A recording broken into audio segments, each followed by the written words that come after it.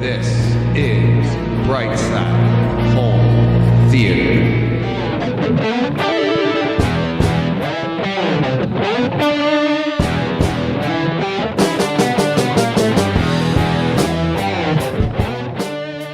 Hey, home theater nerds, welcome to the Brightside Home Theater Podcast. A home theater podcast, it's all about the experiences, the sights, the sounds, the scenes.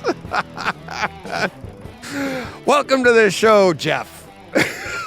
Yeah. I was like, wait a minute, who's Jeff? Like, I'm like a goldfish. It like goes in and out. Like, I know. Oh, close enough. It begins with a J. yeah, that's right. I was like, okay, I guess I'm Jeff. I'll be Jeff. Yep. You're just happy I'm talking to you. Yeah.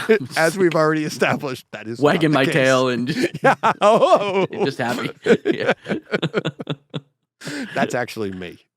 Yeah. Already established. Very That's true. established in the green room today. Just talk to me and I'm happy. Just don't change the channel. Oh, John. Now, this is the main show, so I have to ask you. How you doing this week, buddy? I'm doing great, man. How are you? Oh, I'm doing okay. Happy to be sitting down talking home theater. Yeah. Me too. Oh, man. Oh, did you get a chance to listen to my interview with my man, Carl? I did actually listen to it. Listen to it the whole thing today while I was at work. Hence the voice of reason. Yes. Yes. Name you see on your screen down there. Yep. Because I thought that was awesome. And yes, I did. But yes, I did. The voice of reason. That's hysterical. Yeah. You bring me down, John. Oh, That's right. I do. I ground you. Yeah, you ground me. Yeah, like a pop balloon. Yeah, I've been trying. I'm like the guy that's like holding onto the rope and my feet are dragging tunnels into the dirt because I'm just being dragged. But I'm trying. Oh, jeez. Try. Knock yourself out. Yeah. Knock yourself out. Bring me down. Oh, God. What a week.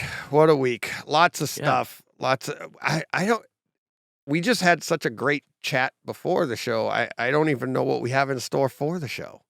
I know. I forgot to, I even forgot to tell you, we'll put it in right now, but, Okay. let's talk to Future DJ. Oh, okay. All right. Hey, Future DJ, when are the timestamps? Hey, Future DJ, what are the timestamps for today? Check the show notes. All right. He's done. That's it. You heard him. That was much better. You like that? Much Yeah. better. That was much better than my little routine, my There- Abbott and Costello routine from There last you go. week. All right. So that's it. One and done. Future DJ. He will make other appearances. Always. In the future. We don't know he knows what those are, but we Yes, don't. I do. But he We knows don't. when they are. But when needed, he will show up. I'm So- always here for you, John. Be wary of that because we have a comment coming up later from our buddy Mike Love and Thunder. Yes, you do. About Future Awesome. DJ. But yeah, so all right. I am all over the place today. What do we got to get to? You know what we haven't even gotten to this week, but I'll take care of it when we get there. I never sent you the information on Patreon. Oh, no, you didn't. Yeah, I told you. All over the place this week. All right, kids. Let's get to John's favorite part of the show, the promos. Let's see. There it is. If you're on YouTube, you just saw me change. If you just saw me change the screen on YouTube and you see that YouTube logo there that says subscribe, you do that. That would be fun. That would be, if you're Please not do it. already subscribed. If you're already subscribed, don't hit that because it might unsubscribe you. So if you're already subscribed, we greatly appreciate it. But yeah, and if you're not on YouTube, why? Just go there, subscribe. Right. Subscribe. And we've done this, we've pulled this one off before, John. We could double our listenership. If you're already there, just open up a new account. It's free. Open up a new YouTube account and subscribe. It works.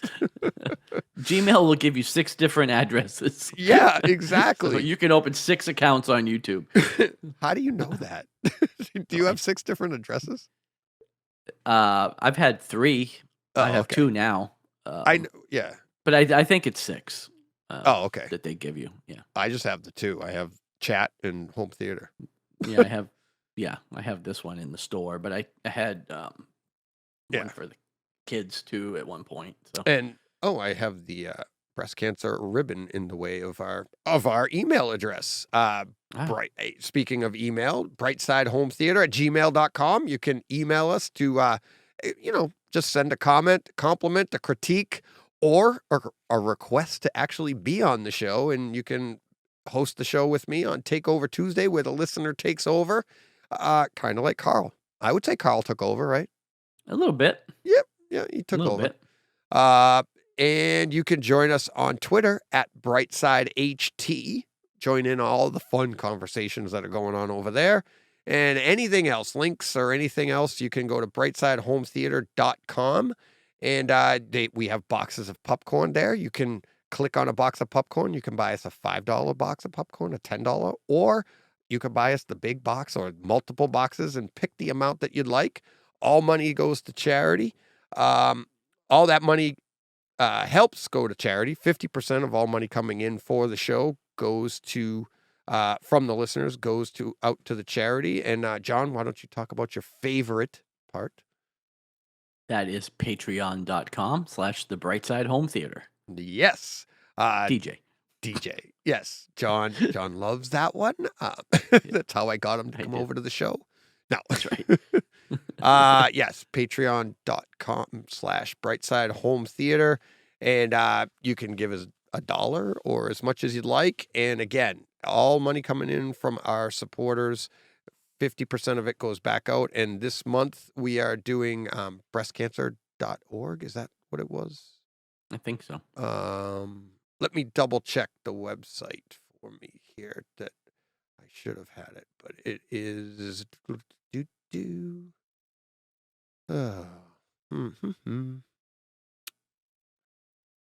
Nothing ever goes smoothly for me No. when I try to look. Yes, breastcancer.org. And that's I just wanted to be clear, make sure I wasn't getting that wrong, but it's breastcancer.org. You go there and they will, like we said last week, top right corner, there's a red button for donate. If you'd like to go there directly and donate directly to them, that would be great, because that's kind of what it's about. But if you want to give to us, 50% will go to us, and the other 50% goes to the breastcancer.org this month.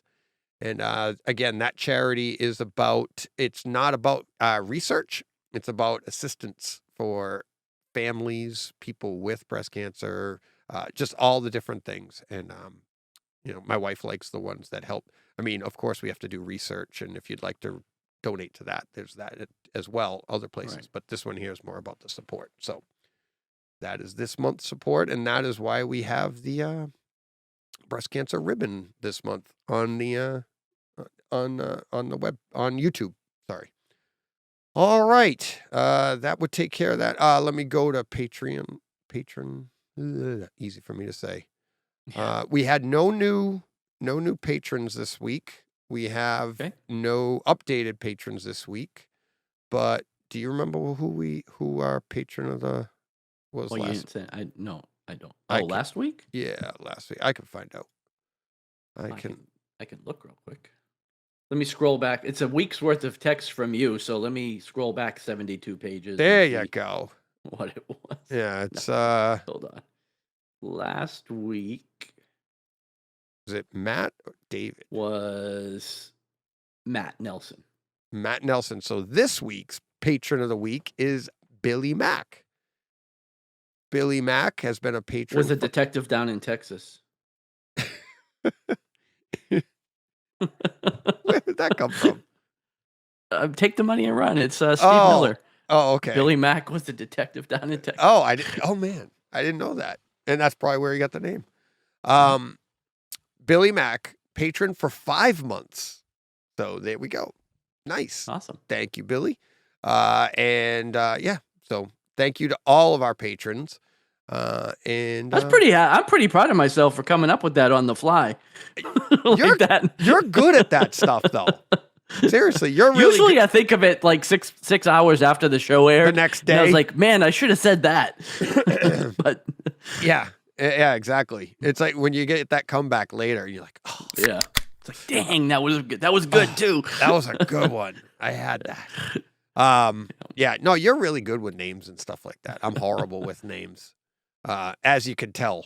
Yeah. I totally let's get to that first and foremost right off the bat. John Brock, the Predestination movie that I that I saw botched, and I'm Yeah. like, so really screwed that one up. Steve was like, what? Yeah, it wasn't me, and oh my god, my heart like fell. I was like, That was uh-oh. awesome. And then you start panicking, and I'm like, what? Yeah. Who? I didn't know. And I'm like, hey, and then I talking with Todd yesterday, and he was like, he was doing the same thing.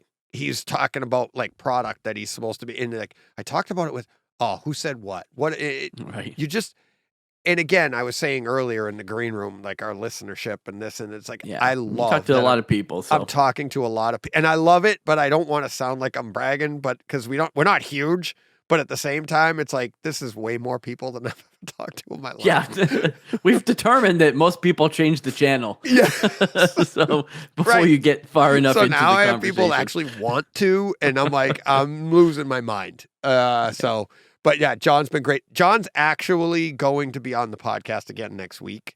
I'm bringing him. He was at he was at Cedia, so he's going to be my Takeover Tuesday guest for Tuesday. Okay.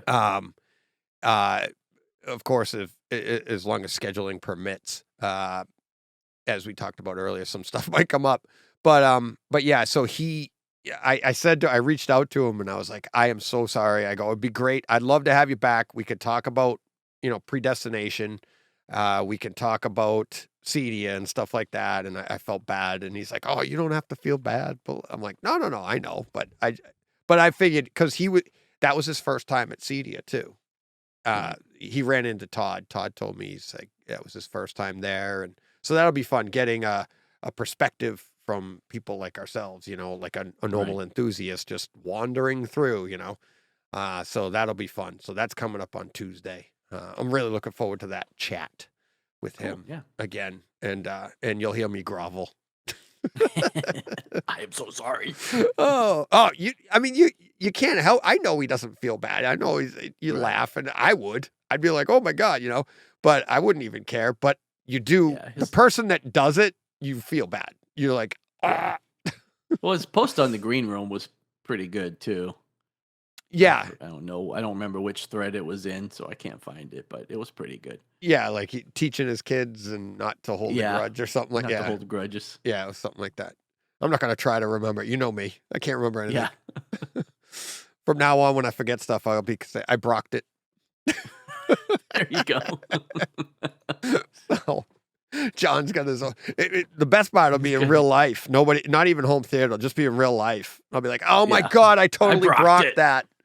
They're like, what the hell is he talking about? It's like, where are the eggs? Oh, I brocked it. Forgot the eggs. It's going to be a real Brock star out there. You won't even know it. It's a goldfish. Forget everything. Oh, all right. You ready to get to, I don't know. What do we get to? Listener. Oh, Tweeks. Do you have any tweaks? Oh, Tweeks. No, I don't have any. No tweaks of the week. Okay. I had the sounder playing. I have no tweaks. Just an update on my newest tweak that I said we're doing the whole Lumigen thing. Right. Really smooth that out. Really nice. An entire week, and I was so scared this morning. I got up and I put it on. Every time I put my theater on, every time I changed the input, I would check Odyssey. Oh, your settings? All my See if settings. anything changed? John, the first time I went a whole entire week, everything stayed rock solid. Yeah, actually, mine too. I check every day, and this whole week nothing changed. Although I didn't watch any. I didn't turn my Blu-ray player on this week, so Okay. Yeah. It was. But yeah. Nope. So that's funny that's what we're excited about. Yeah, I went the whole week, and none of my settings changed on their own. Yeah, exactly. No bugs, no gremlins changing it, nothing. Everything stayed. Odyssey was on. All of the, no dynamic volume added, nothing added. It stayed in game mode the entire time. It always did Atmos or Neural X when appropriate, or DTSX, whatever. Everything worked perfectly. And I'm like, nice. I like that. Cool. So, hey, for all I know, it worked for you too. Maybe there was an update on the Marantz Denon products. Maybe had nothing to do with my update. Had nothing to do with it. Yeah. Right. Who knows? But I'm still happy about it. Yeah. So that's all I had. That's cool though. For the tweak of the week. So that's turning out to be the tweak of the month because it's really working out for me. Yeah. So get on out there and get yourself a Lumagen, John. Funny you should say that because I'm really? Looking. Well, actually, really? yeah. Actually, I am leaning more towards that than the Kaleidoscape right now. I'll tell you what Jim told me. I think that may be my next purchase. Oh, I will get more use out of that. Absolutely. Than the Kaleidoscape. Well, isn't that what I've always said? Well, we haven't really talked about the Lumagen too much. Well, you and I, as far as listeners have asked. Yeah. Well, but I Jim think told I would. Me that. Mm-hmm. Yeah, I'm actually. I did find a used one, but I'm a little sketch on buying just off of the internet from some website that I'm not really familiar with. But I found your model for like $4,200. Yeah, that's a fair price. So that's about what they're going for. I got mine slightly less than that, but not much less. But yeah, I did think about that because I did go back, not really a tweak, but I did go back and try to watch that scene again from House of the Dragon and mess with some of the light levels and all that stuff, and I couldn't really get it dialed in a whole lot better. Again, without some kind of professional calibration coming in, I'm not a calibrator, so I don't know how to do any of that stuff. I would have somebody come and put that in for you. Well, yes, I will. I won't install it myself. I'll find somebody to come and do it. Because I don't even want to help you with that. Because I don't. I mean, I've had mine over a year, and I'm just getting to the point where I'm starting to tweak a few things. But I will set it up the way you just did yours, where I use it as my switcher, and Yeah. But I'll tell you, Carl, he was saying in his podcast that he bought a Mad VR. Right. He has since had the Mad VR installed, and he's like, "Wow, loving it." He loves it. He and to paraphrase, he's like, not even paraphrase, but I don't want to quote him, but he was like, he was surprised at how much of a difference it made on like Apple TV using it with HBO Max and Amazon, and how much of an upgrade that is. And because really what it's doing is it's tone mapping everything for you to give you the best possible picture, regardless of if it's HDR, SDR, or whatever. And I'm leaning difference. I am really leaning a lot heavier toward. I was going to talk to you about this actually before we started, but then we got off on something else. But I almost texted you the everything other day else too, because I saw that one that was used. I was going to text you about that, but yeah, I think that's going to be my purchase before the Kaleidoscape. I have a reservation though. How are they? Have you looked into how they perform with the short throws? I'm not familiar. No, at all. I haven't. Okay, yeah, I haven't. I would look into that first because I'm not familiar at all. For all I got to imagine they do, but I don't know why it would be specifically different because it is just basically tone mapping, right? Right. Right. But I don't know. No, I don't. I don't. I don't think anybody that has one of these projectors are like none of them are talking about using any kind of video processing with it. So I don't know. I can find out. Let me look. Yeah, I'll look into that for you. I'll look into that. Yeah. And then if any listeners out there get a line on a deal, let me know because I'm looking. That's what So- Jim told me months. I think did I get my Lumagen before I even had Brett on from Kaleidoscape? I don't remember. It's been over. Well, like I said, it's been over a year. I know you. I got my Lumagen in like August or I September of last You had year. already talked to Brett though. I don't remember. I don't know. But it was before you got the Kaleidoscape. Oh, way before. It just wasn't. But I think you had talked to Brett before. But my point was, he was telling me that get the Lumagen before you get a Kaleidoscape. Yeah. Jim said that, and like I said, the only reason I was mentioning Brett is because that's the only way it would have been like topical. But he was mentioning it without. He's like, here's the next step is comes up. I don't even know if I'd mentioned Kaleidoscape to him, but he meant like this is the next product that you should get even before a Kaleidoscape, because this will enhance your entire lineup. Everything.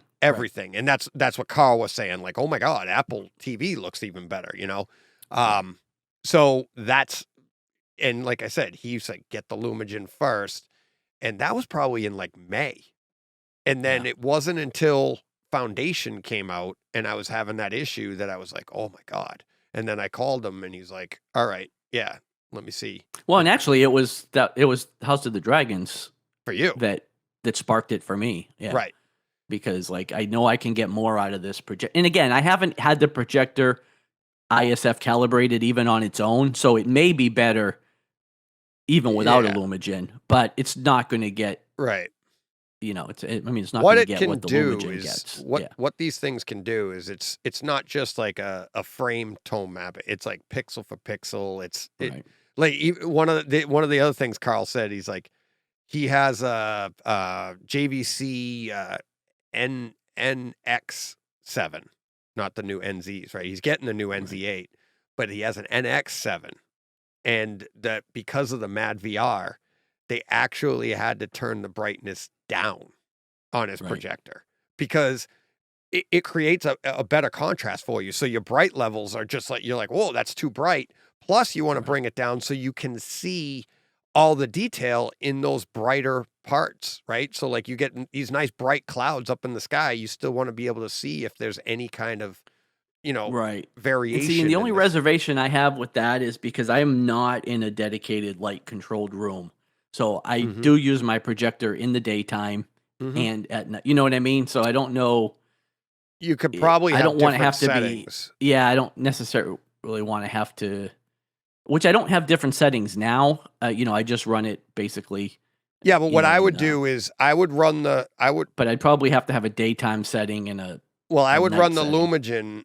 I would say calibrate the Lumagen for your best possible setting, and then you adjust for daytime from there, right? Then you take and put it into, say, quote unquote, vivid mode or whatever on the projector itself, because your projector and your Lumagen are going to have two different settings. Because I can do the same thing. Like when people come over to watch a football or a hockey game, I put it on TV bright, which the Lumagen's still doing its thing, but now I'm just going to make it brighter because I have all the lights on in the room or something, right? So I wouldn't worry about that. I keep my house. My house tech is dark. Even it's never super light because I've got curtains. I keep it moderately dark all the time, anyways. But but there is still daytime light that comes into the house. So But anyway, that's not a tweak yet, but that's what I'm. Not a tweak. I'm working. That's what I'm working towards. This has been Thoughts of the Week. Yeah, deep thoughts with Jack Handy. Deep thoughts, not so deep pockets. Right, that's the problem. My thoughts are deeper than my wallet. Yeah, aren't they? Aren't they all? Aren't they all? Yeah. All right, now let's get to listener experiences here. All right. See how we did this week. Where is it? There it is.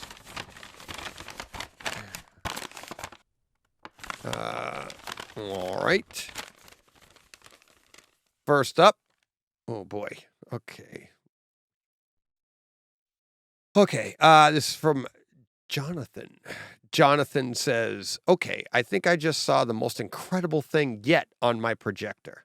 Last night, after watching the new episode of The Mighty Ducks, I was just flipping around on Disney Plus and clicked on Spidey and his amazing friends.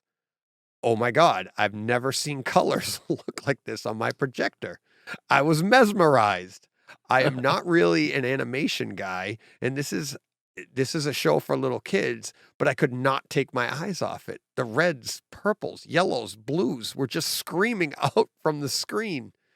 He's like, have you seen this show? And I may have to start watching some animated stuff. If it looks like this, stunning, Jonathan. And yeah. Awesome. Yeah, their animation can look really good on a big screen with a projector. Well, and Pixar type stuff too looks really good. I think I replied with commenting about the DC stuff that you can get in 4K. Yes. Yeah. And I've talked about stuff like that in the past on the podcast, on chat, and don't sell that 4K animation short because it looks fantastic. And I did. And it's like anybody would. Like I always was like, what do you need 4K animation? Because it's like you color in the lines. It's like that's all right there. What's the difference? But it's that HDR and making things pop, and it gives you that sense of almost like it looks like you're looking at like a diorama, like things are in front of each other, and they actually have Into the Spider-Verse is incredible. Is insane, yeah. That's insane. But I'm talking about the shorter features. Check out HBO Max. They have a lot of their stuff there, and it does look really good. But the 4K discs. Try some of these out. Some of the better movie. Hush is one of my favorites. Which, now that I'm thinking about it, I haven't watched Into the Spider-Verse on the projector yet, so I need to cue that one up soon. So, but yeah, animation looks fantastic. This is from Paul. It says, "Hi DJ, how are you? Great, Paul. How are you? Still enjoying the show. Still." I guess he was expecting to stop. Was it touch and go there for a little while? Thank you. We're just busting. Had good results with the panels, tightened up the sound in the room a bit, noticed it immediately, and to confirm my findings, I recruited the wife, who couldn't care less, to listen to a scene from Civil War with and without the panels up. She said things don't sound as sharp with the panels up.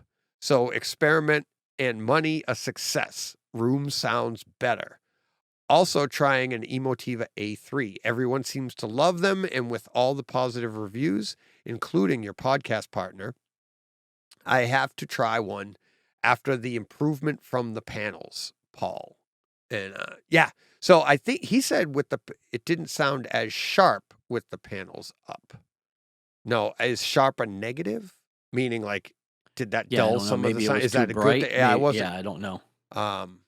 I wish my wife would let me put up some sound absorption panels around the living room, but like I'm pushing the extent of my luck as it is. Right.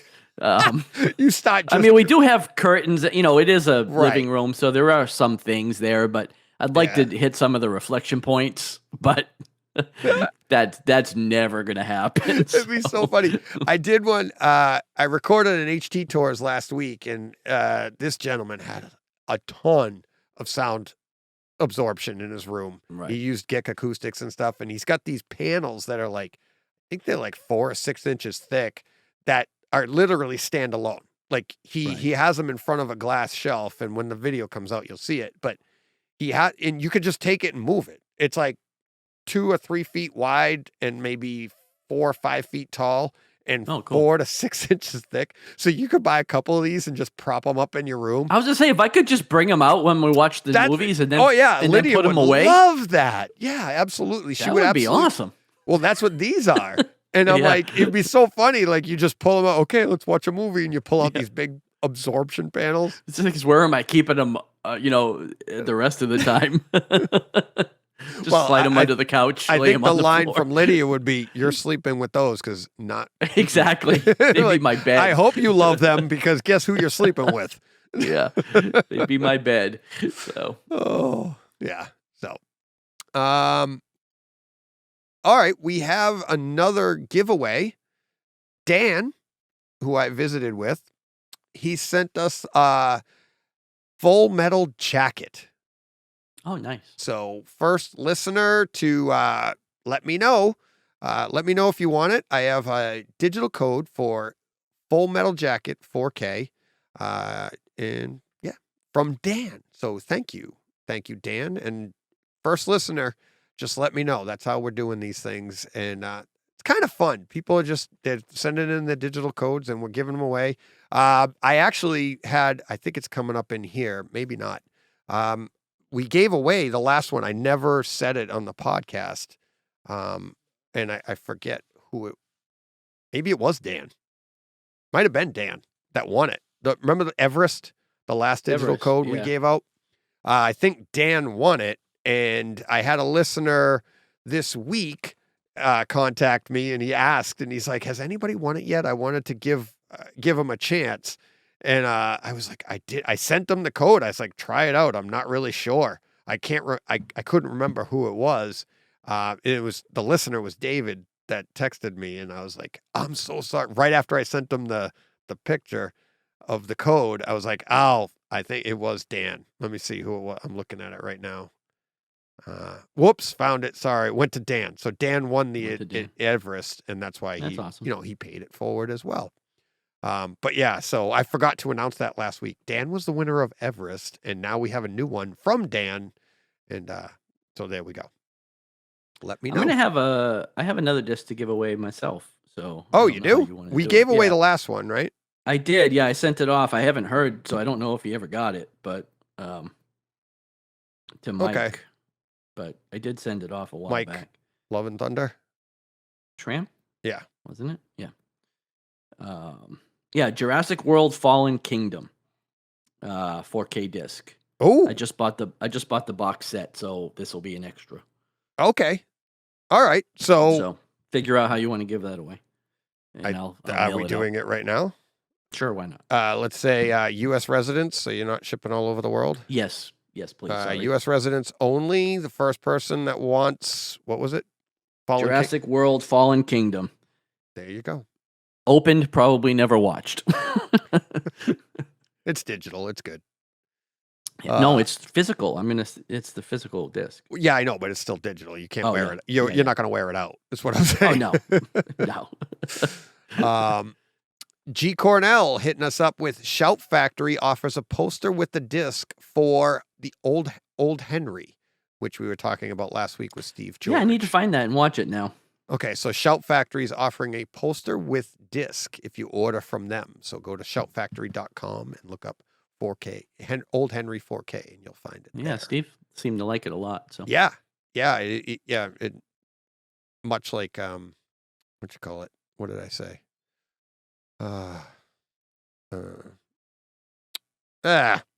And my brain's going wonky again. Clint Eastwood. Oh, Unforgiven. Unforgiven. You were talking about Unforgiven, yeah. I don't know why I had Yellowstone stuck in my head. I knew that wasn't it. Let's see. I don't know what that comment's pertaining to, so I can't read that one. Let's see. YouTube. Mike Schramm. I love Future DJ's Echo. It's from the future. And he put all caps and spread it out like that. So there will be more Future DJ. We just don't know when. But Future DJ does. But he does. He does. That's all that matters. Yeah. Darth Choke 88. I have told, here it is. This is John Brock. I have told my children many times, you cannot control every situation, only your response to it. I have the option here to show grace and take the high road. I am going to fail here, DJ. Predestination. That was me, John Brock, you SOB. How dare you? I will forgive you. So I guess I have that coming to me on Tuesday's podcast. Yes. That's that one. And next one, Mr. Motown.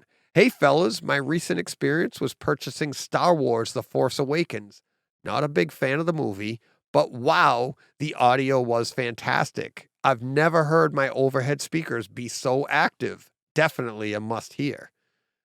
And I'll this have to go gets back and watch that again. yeah, we always need an excuse. We're always looking for an excuse to I go always watch a need an Star excuse Wars to anything. watch more Star Wars. Yeah, But I don't remember last time I watched it noticing that much of the overhead engagement. So we were just so enamored with the storyline. yes, that's what it was. But this gets back to what we were saying earlier about how like we used to buy records for one song. You're going to buy this movie or watch this movie for like waiting for that overhead just scene. to hear a little bit of a just little to bit of get overhead action. looking for a little action here, and it's Yep. you know, and that I like that. I don't. There's nothing wrong with that whatsoever. Nothing. Okay. Next up. Oh, that one wasn't highlighted. Here we go. AV Nirvana. Last week's most popular topics. We failed to make the top 10, boys and girls. Ah, But dang. as I said to Todd earlier this week, it was a big week for Cedia stuff. So True. they had everything was Cedia, and all the new information, all the new products and stuff like that. And yeah, if you heard my interview with Todd, yeah, really, if you're in the green room or you're participating in this podcast, check out AV Nirvana and their forums. They have great forums over there, a lot of good information, and it's highly as how did Todd put it? He said it's highly regulated, so you don't get a lot. You don't get trolls in there. They boot them. And Todd said on in the podcast, he's like, maybe it was in the green room, but I'm making it public. But no, they've had people. I've given the boot to people that have done a lot of like they start a lot of threads and they do a lot of things, but they don't stand for that negativity and stuff. So and I love that, because that's some of the tough stuff that you see at other places. Yeah, it is. But cultivate the atmosphere you want. Exactly. And, you'll have it. Yep. So and yeah. So and that's what we're doing in the green room. It's awesome. I love it over there. I check it all the time, and I'm like, I'm trying to add more stuff, but I'm glad everybody's enjoying it. Everybody in there's having fun. A lot of good topics coming up. What was the latest one? In food? The sights, the sounds, the scene, the food. The food, yeah. That was one of my favorites. That's a fun. I know. Yeah. All right. Let's see. We have Dan commented on Carl. I think an elephant in the room means let's talk about this touchy subject. Yes, it does. That's exactly what it means. And Dan also said, Carl is a great guest. He's not afraid to be a challenge for DJ. It's nice to hear different views on things. Absolutely. And that's honestly, that is one of the best things about Carl. It's one of the best things about Takeover Tuesday. It's like, I want more people to feel comfortable about that stuff because that is my wheelhouse, to be honest with you. As you and I have discussed many times, we have different opinions, but I love doing that. I love seeing what other people think, understanding why other people think these things, and it's fun. That's what we're all different, but we're all the same, and it's fun to see how other people think and why they think the way they do. Nothing wrong with it. We're all right. And that means we're all right. Correct. We're all right. All that good stuff. Let's see. Tweet WV hitting us up with The Dark Tower. Pretty great Atmos track. Lots of immersion effects, voices, etc. I've never seen that. Have you seen The Dark Tower? I didn't like the movie, but I didn't watch it. Yeah, wow. Yeah, it's an older movie. Okay. I think it's Idris Elba, if I'm not mistaken. Yeah. But that sounds familiar. I didn't watch it when I would have been able to really enjoy the home theater part of it. So I'll have to check it out. But I didn't actually like the movie all that much. It is amazing. Like, I mean, I'm having a blast going through stuff I know, right? With my latest upgrades and stuff, or anytime we get upgrades, you go through the stuff you know. But how many movies could potentially be improved that maybe we didn't like on first viewing, right? That you were like, but now you go and see it and you're like, oh my God, the bass in this is insane. This is so much fun. That's really what happened to me with Jurassic World Dominion. I had zero investment in the movie because Yeah, no, you didn't like it at all, really. no, not in the theater. Actually, you talked me out of going to see it. Yeah. And So- then I got it at home, and honestly, what it was the bass and how there were these rumbles that were coming up for me to let me know something ominous was going to happen or something. And it just Right. got me more engaged with the movie and paying attention to the story. And I just loved it that much more. And then I saw it. That was even before I saw the extended version, which I greatly prefer. I Right. think it makes the story flow a lot better. But it was the bass. It was the extra effects, the intimate effects that I was getting in my own room, as opposed to, the subdued little version that you get in a giant theater. Right, right. The subdued little version. Yeah, that makes The sense. subdued little version. In a giant theater. Right. Our man BJ comes up with on YouTube, says, this episode makes me think that DJ should record a pack for Waze. He could be the GPS voice. Rolling on the floor laughing, he says. And he's talking about the Deadpool 4K home theater experience. I don't know what I said that makes I him don't think that. remember either. Yeah, Yeah. I don't remember either, but As we've established. it. Yeah, exactly. I think that's a compliment. yeah, I would say sounds good, so I'll take it. I haven't heard from the Waze people yet, but okay. Right. Next week, this podcast brought to you by Waze. Yeah. Oh, poor people. My dad wouldn't even drive. No. We'd keep trying to change the channel, but he'd be lost because he couldn't get where he was going. Oh, a little inside joke there. Imagine that. Imagine if I could do that to him. Just show up on his, right? Only his. Oh, that would be hysterical. Like, You'd be like, take a right up here. By the way, did you hear the bass at the beginning of Interstellar? Like, it was or crazy. even better, it'd be like, you take a right up here, and if you notice after you take that right, there's a nice, lovely fern on your left. But Right. it's like the green in it, but sometimes they don't water it on Sundays. Gets a little brown. It gets a little brown, but when you catch it, and oh, wait a minute, we've gone past the new fire hydrant they installed over here. It's like, you could have Waze, ADD Waze.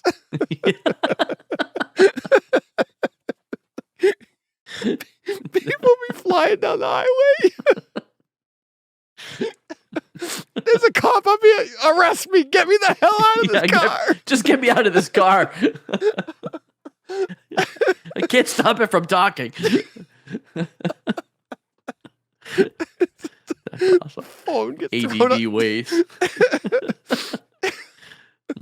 By the way, where were you going? It's like, Yeah. why do you want to go there? Let's go here instead. Look at those clouds. I don't think that would be a good idea. No. Oh boy. There'd be a lot more 27 car pileups on the interstate. People Just get me out. I'm done. people doing like 85. me just swerve down into there. the middle lane, yeah. Like, I got to get there. You're in I'm a done. school zone. I know. He told me. Oh, God. G. Cornell, interesting hearing your comments to Carl about the Sony being more cinematic than JVC. Aligns with my thinking in that I replaced my Runco with a JVC, and even after a professional calibration, I couldn't stand the look of the JVC. Went back to the Runco. How much did I dislike the JVC? Felt like I had destroyed my home theater. And yes, and you didn't. It destroyed it for you. And G. Cornell and I have Right. had this conversation. There's a different feel. And that's one of the thing I was talking about with Carl. It's like, it's neither one's right or wrong. It's just, there's a different feel to it. I've had other listeners say the same thing. I've had people with JVCs, tell me that they tried out a Sony, and after a couple months, they were like, oh my God, they just love that feel. And it's a more cinematic feel of going to a theater. And I've used the analogy like JVC is like more like OLED, which some people want. You got deeper black levels. You get that, but you don't get those black levels at a theater. So that's just one rudimentary version. But yeah, it's a different feel, and some people like it, some people don't. And and that what I want to see. Let me see if I can pull up the email that G Cornell sent. He sent one right after that too. He said, I say do a side-by-side to decide, except it's not practical. There are image characteristics that we are sensitive to. Could be sharpness, could be how the light of image is balanced. A term I use that doesn't show up in reviews or white papers, image fidelity. I like that. A refinement to the look that I think is only noticed by a small but discerning group.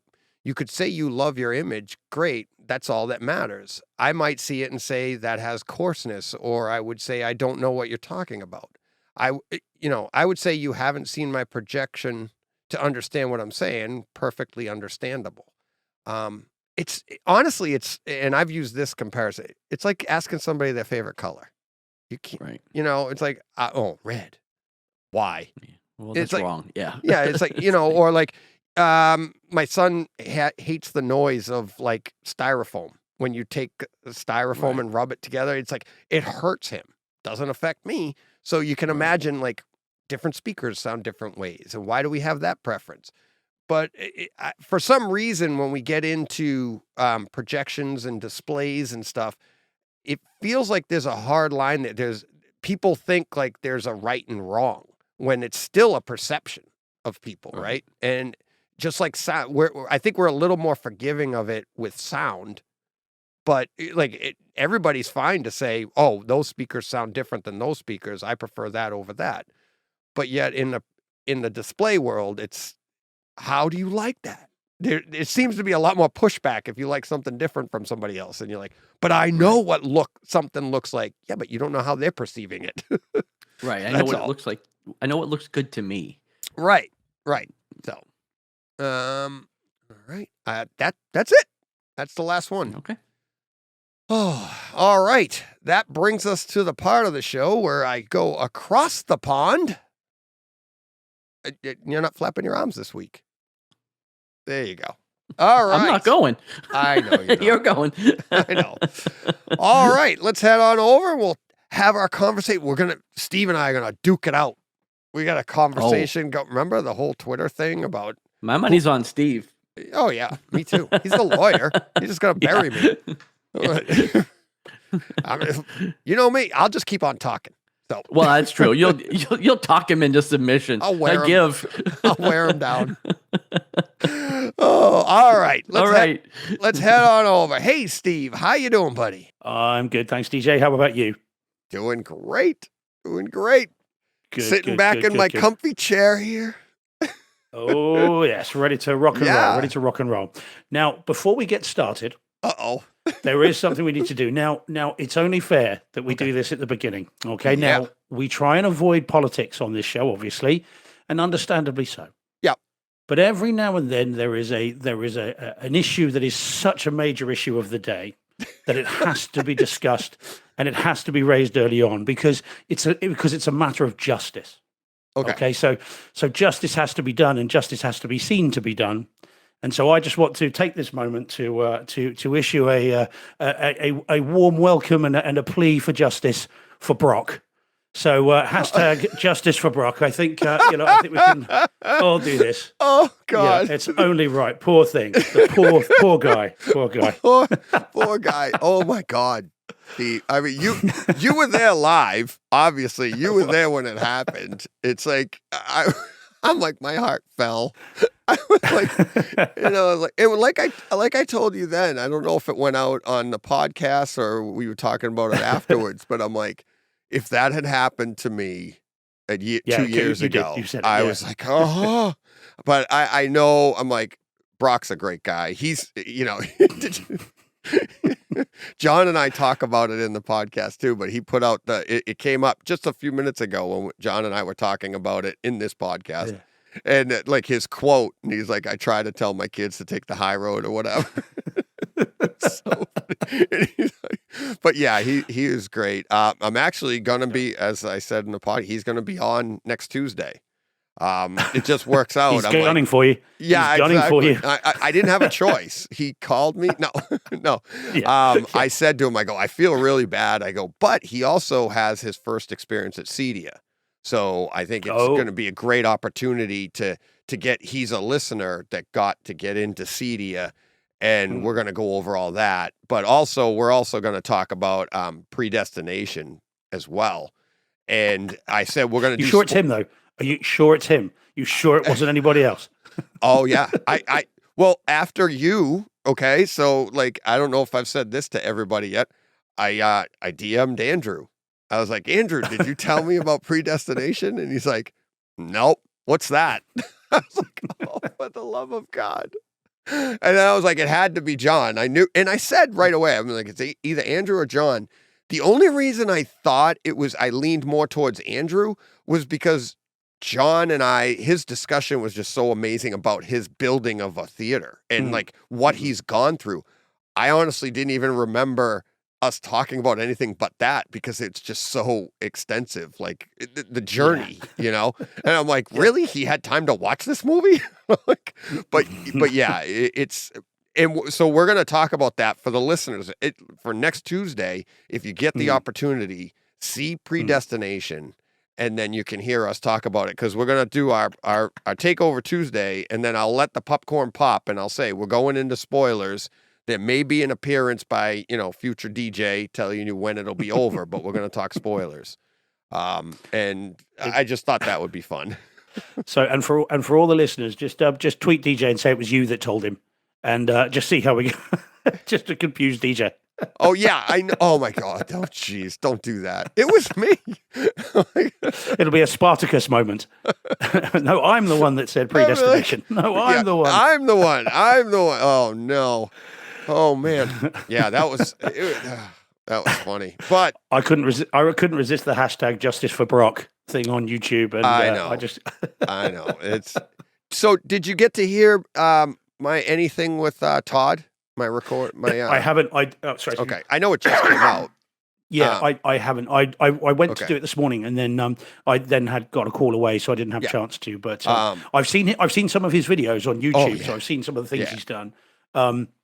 And actually, no, having said that, did I watch a few minutes? I think I did watch a few minutes of it on YouTube as well, because I've liked the YouTube video, so I have watched a bit of it. Yeah.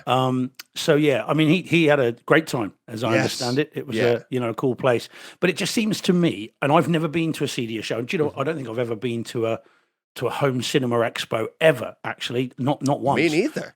No, which is weird, because there is one in Bristol, which is a city near to where I live. They used to have there's an organization here and a magazine called What Hi-Fi, and they used to have, and they're quite a big magazine here, and they used to have a show in Bristol, and it was a big deal. It was a national show, and I never went to that either, which is strange. So yeah, odd. But yeah, it looked good. The only problem with them that I can think of is it's just going to be, can't afford that. Yeah, it's can't afford that. Yeah, I could afford that, but it's not out yet. Oh, right, okay. And when it comes out, I won't be able to afford that. And so I just think it's a festival of aspiration, isn't it? It's just, I love that, but I can't. Yeah, but see, I always loved that stuff. It's like reading Home Theater Magazine. It's like you had my favorite theaters were the. I don't know if you remember it over here, and we had Home Theater Magazine, and they had like. I can't remember what they called it, but they had the 3 levels of theaters they would write about so you got a high end, you got a mid tier, and then you got an entry level theater, and they would tell you different products in there. And I always loved the higher end stuff. And then as you read it over the years, some of that stuff fell down into the mid tier and the, entry level, and it was fun to read that stuff. And then next thing you know, as the years go on, you're like, I'm getting stuff that's in the next level. I'm not just all entry level anymore. And you start collecting stuff. Ara and I recorded an HT Tours yesterday, and the Nelson was on with us, and I'm going through his theater, and he has very much the same journey I had in home theater, where it's, if you looked at like my theater and said, oh, what do I got to do to get this? I'm like, well, if you're going to do it my way, start now. And about 30 years from now, this is what you'll have. And that's what Nelson did. Right. And it's like, and I even mentioned like you to Nelson because he was like, it takes a passion to have a theater like this. And he goes, I don't understand. I'm like, yeah, and that's what's fun. It's like, but there are people out there that have the same passion that can just get the theater, right? And it's like, and that's what's great. But but what was funny is I'm like, a lot of people think that to get a theater, it's all of this work and all of this. I'm like, just take your time. Like Nelson, he's like, I started with a 27-inch theater, 27-inch screen, and an amazing surround sound system back then. And so it was like you're watching a little screen, but you had all the booms and the sounds and the effects. But you evolve into it. You don't necessarily have to go from 0 to 100. Yeah, well. That's what, and I mean, I did all of that up to my last place, my last cinema room, and then just jumped there to the installation and have it all again. But I had done exactly that too. I mean, I started with a 21-inch TV that I can remember showing off to my friends at university. Go, look at the size of my TV.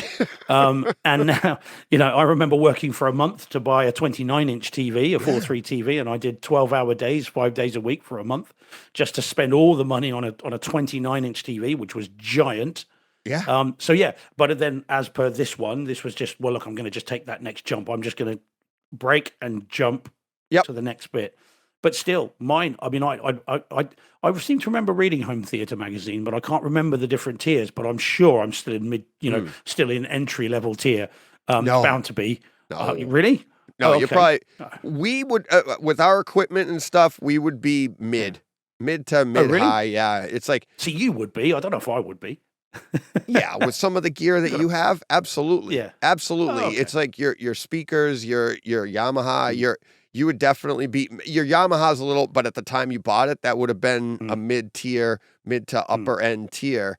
And then your higher would be your Trinovs and stuff like that. But I think most of us, most of our listenership falls right into that mid section, high to mid you know what I mean? Like, and then we get some trickle. Maybe we have a piece like like the only thing out of high in my system would probably be the Kaleidoscape. That would be something that most. Well, the Marantz as well. The Marantz, surely. No, the Marantz would probably be a mid tier. It would be a high mid tier, but it would be a mid tier back then because it would be considered.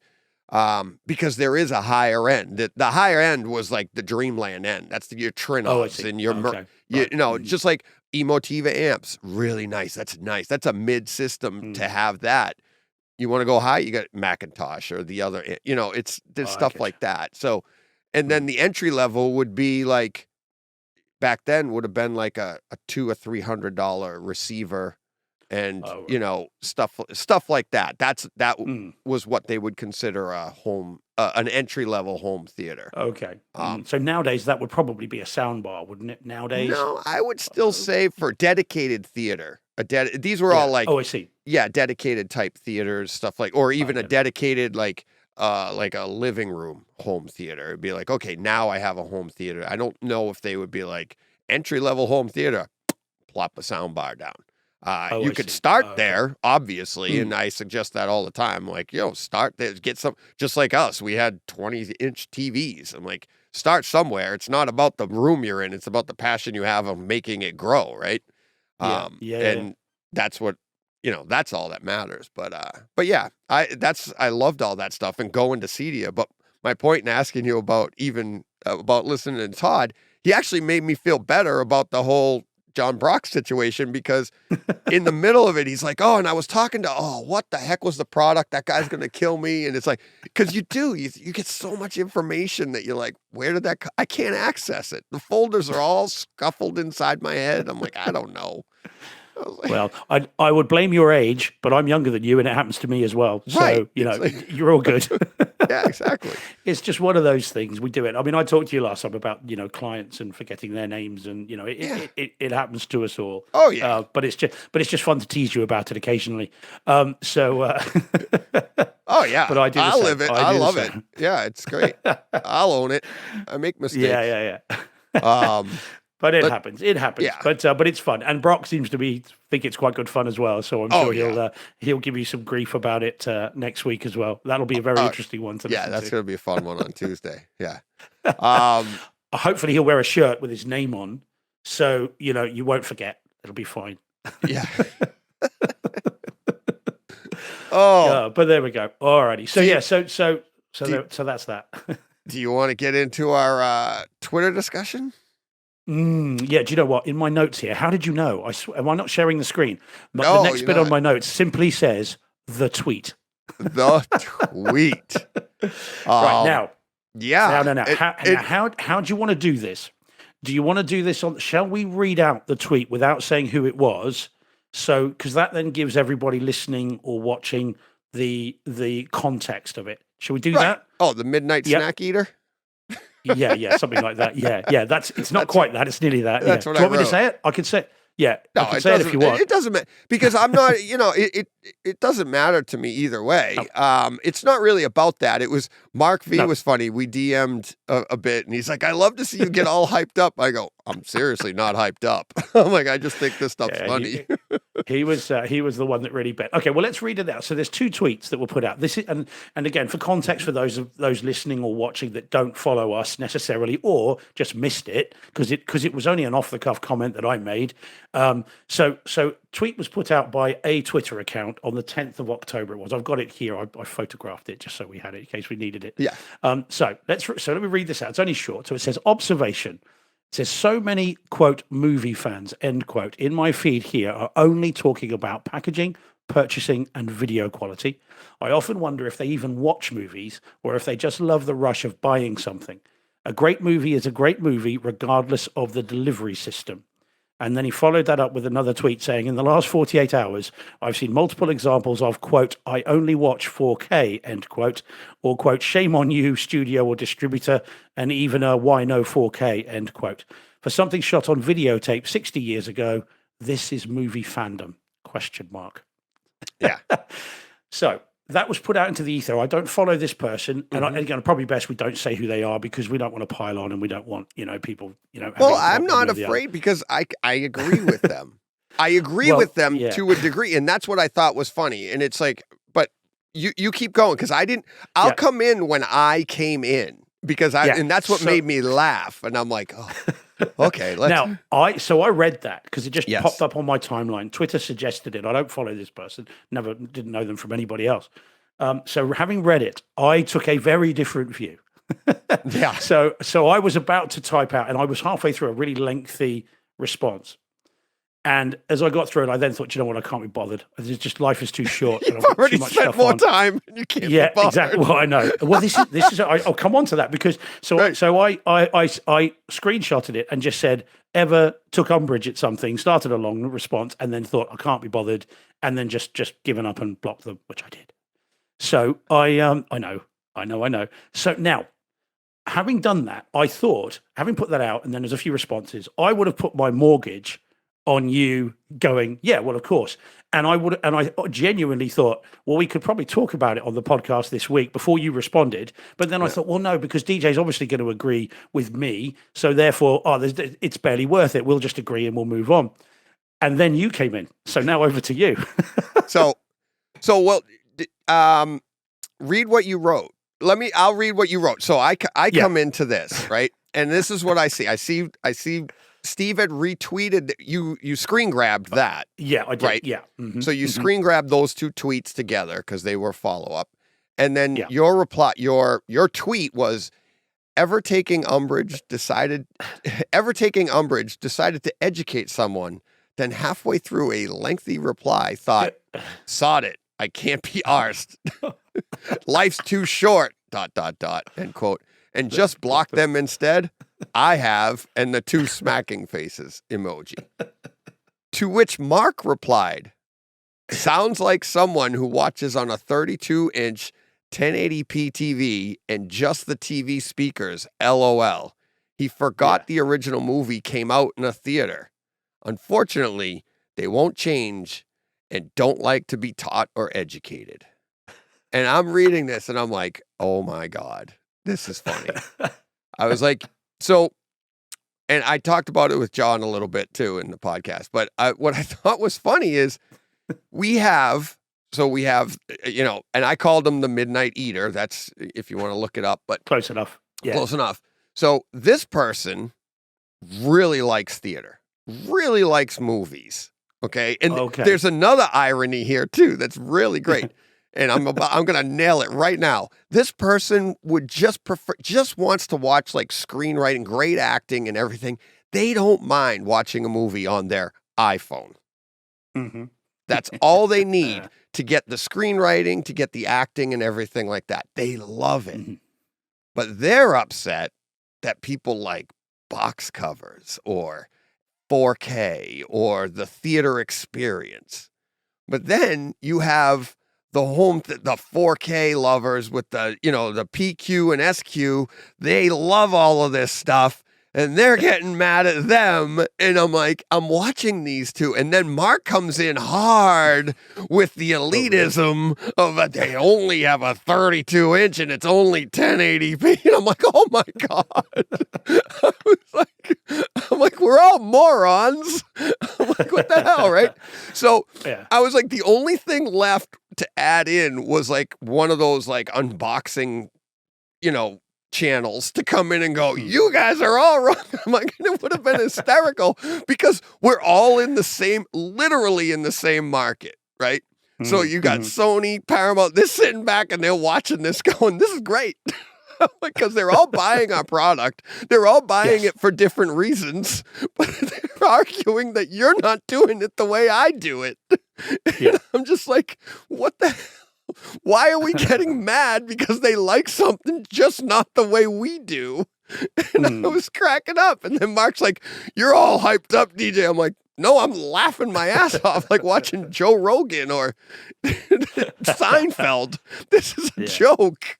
I'm like, I think what happened is there may be some context from it, because I must admit those are the only tweets I looked at. I did not go on to Midnight Eater's Twitter feed or anything like that. I didn't look them up. I was going purely on what was there. And so I so fundamentally disagreed with it that I got irritated and was like, I'm not going to carry on with it. But I again, a great movie is a great movie regardless of the delivery system. Do we agree with that? yes. Do you? Yeah. You don't? Lucy? Would you put Lucy up there with Schindler's List? Not back to back. I don't think I'll do a double bill of them. Lucy is a great home theater movie. Yeah. Its story has some holes. It's not the best story. It's not the best. You see what, and that's what I qualify stuff like. Now, I like Lucy better than Hurricane Heist. But there are certain things that, yes, the delivery system can enhance a good movie and make it great to us, right? Would you not agree with that? Sorry, say that again. Sorry, mate. A good delivery system can enhance a good to decent movie to great in our systems, correct? Would you agree with that? Yeah. Inherently, that's not a great movie to start. Our systems amplify it, right? But that's what it was meant for. That movie was what it was meant for. I would imagine that, and I'll say the name because I would love to have this person on because I think they would think the same thing as what we're saying right now. If we could get this person on, it's Serial at Midnight, at Serial at Midnight on Twitter is their handle. And they're not saying anything, but they're just as passionate about these movies as we are. Right. And it's just that they like the screenwriting, the acting, like I said, and what their tweet we're so passionate about it that we see these things and go, oh my God, they're wrong. And then you get somebody like, like yourself, like I just can't be ours. Life's too short. Like we're going to educate these people to see things our way. Why? And, and Mark goes hard, heavy with the elitism. Like, we got to get them 100-inch screen. It's like, no, it's like they already like what we like. They're just seeing it differently. Right.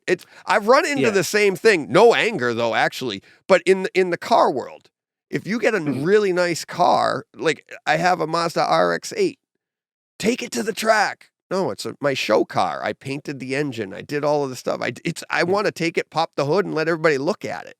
I don't want to drive it hard. I like to drive it around. But they're like, oh, but then you'll go online and you see these great track day and it'll be like basically it'll look like my car, but the sides of it are covered in rubber because it's been drifting around corners and stuff. And so the thing's filthy. And I'm like, what are you doing? I'm like, how do you do that to such a piece of art? But they're doing two different things with it, right? Same Okay. thing here. People enjoy things for different reasons. But what if I said to you, because you take your RX-8 and you just clean it and you display it, but you don't drive it on a track, you are less of a car fan than someone that does? I'd say Would you say, well, we're the same? Would you take issue with that? no. I would just say you're literally, that's the definition of ignorant. You're just not seeing it the way I am. You're not understanding it. And that's not a bad, and I don't use that as a derogatory term. You just literally don't have the information, right? So, and that's how I see it. And it's like, if you actually sat down with Serial at Midnight, you guys would probably have way more in common than what you get. And that's the problem with social media. You only have 280 characters to get your point out. And then people, and this is just my opinion, but I think people see stuff and their defense mechanism goes up. It's just automatic because we automatically are trying to protect ourselves. And then once we understand that this person is cool, once we feel safe, then we open up more. But you're always on the defense. It's just a psychological thing. So that's my opinion in watching social media, right? So now if Serial at Midnight sees your tweet, they're going to be like, well, you're an ass. And now we actually have a fight going on, a Twitter fight battle going on inside a medium that we all love. We're just not loving it correctly to each other. And don't you find that like to be kind of like, isn't that the definition of ignorant? Like you're just not and I'm saying it to you, Steve, because I know you, I love you. And it's like, I can say that. And it's like, do you see what I mean? Like try to look at it through their perspective. Once you do that, you are no longer ignorant because now you're actually filling in the information that you didn't have. You're like, oh, wait a minute. You're right. This guy is actually loving the stuff that we love, or woman. I don't know. You know what I mean? Yeah, I do. And which is, and that's fair enough. I mean, my issue with that tweet as it came out, and it's fun that it stimulates debate, isn't it? I won't call it an argument because we're not arguing. It's a debate and it's a discussion. That's what's fun about it. Yes. Is that what I take from that is that the clear suggestion, in my view, the inference from that, I don't think I've misread it. I don't think I've misinterpreted it. Is somehow someone that is trying to see something in 4K, because they reference 4K very specifically, is somehow less of a movie fan than the person who is watching the now that assertion is what I took issue with. The suggestion that sorry, go on. I interrupted you. I'm sorry. That's okay. So that's my thing with it. So that's where I had an issue with, that last little thing. This is movie fandom. The suggestion you are less of a fan because you care about the delivery system. Again, using his words. I mean, this is the sort of person I'd have quite a lot of fun cross-examining. But there we go. That's the lawyer in me. Yeah, you would. That's 23 years of cross-examining.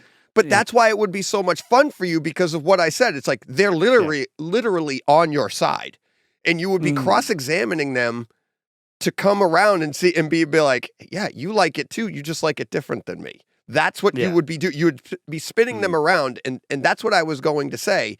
Why it would be fun is because, yes, they are just as wrong, in my opinion, of accusing us of the home theater fans of us, of what we went back, and I do lump myself in, because I see these things too and go, oh my God. But I just roll by them because I every single time I see these things, I think, here's another person, just they don't get it. And but then your tweet going back, Mark V's tweet going back, you're basically doing the same thing that they did. You're doing A, showing passion for the hobby, and B, being ignorant of the other person. And Serial at Midnight, obviously they started it, but they're the ones that showed the ignorance first. Like they don't understand that you can be passionate about home theater and love movies and for this reason, right? We actually are, we just took it to another level. We have an additional reason. Like I said, Lucy, Schindler's List. One is a literal great movie. One is a great home theater movie, but it is not inherently a great movie. So that's where I say Serial at Midnight, a great movie is a great movie, regardless of the delivery system. And I do agree with that statement. What about Jaws? The reason the reason I go for Jaws is I was talking to a friend about this since he and I were discussing this yesterday morning. So Jaws. So if you watch Jaws on a 21-inch TV, DVD, do you think now that's a great movie, isn't it? We can agree Jaws is a great movie. I was going to say Star Wars, but that's too close to home. So let's not. So Jaws on a 21-inch TV, is that a great movie watching it like that? Or is it a great movie if you see it, big screen, surround sound, everything else? Although, of course, initially it didn't have surround sound, so I think probably can strike that from the record. But in terms of it doesn't work in your favor, but I'm going to bring it right back onto the record in a second. Strike it. Judge George won't allow it. Overruled. Most of our most of the listeners my age or our age. Did you not realize that Jaws was a great movie until you had the theater you have now? Or did you grow up watching Jaws on your little TV with TV speakers knowing Jaws was a great movie? But this is what it's saying is that's regardless. So is it not enhanced by it? Is it not better by that bigger screen and that better environment? Is it not? Because otherwise, what's the point of them remastering and redoing it? It is, isn't it? Is it not better on the bigger screen? Is it not greater than it already was? That's not the question, though. A great movie is a great movie regardless of the delivery system. So I put it back to you. Is Jaws not a great movie? In its pacing, in its anticipation of what's about to happen. It's like the entire story, the way it is paced out. An Alfred Hitchcock movie is a great movie. It's the suspense.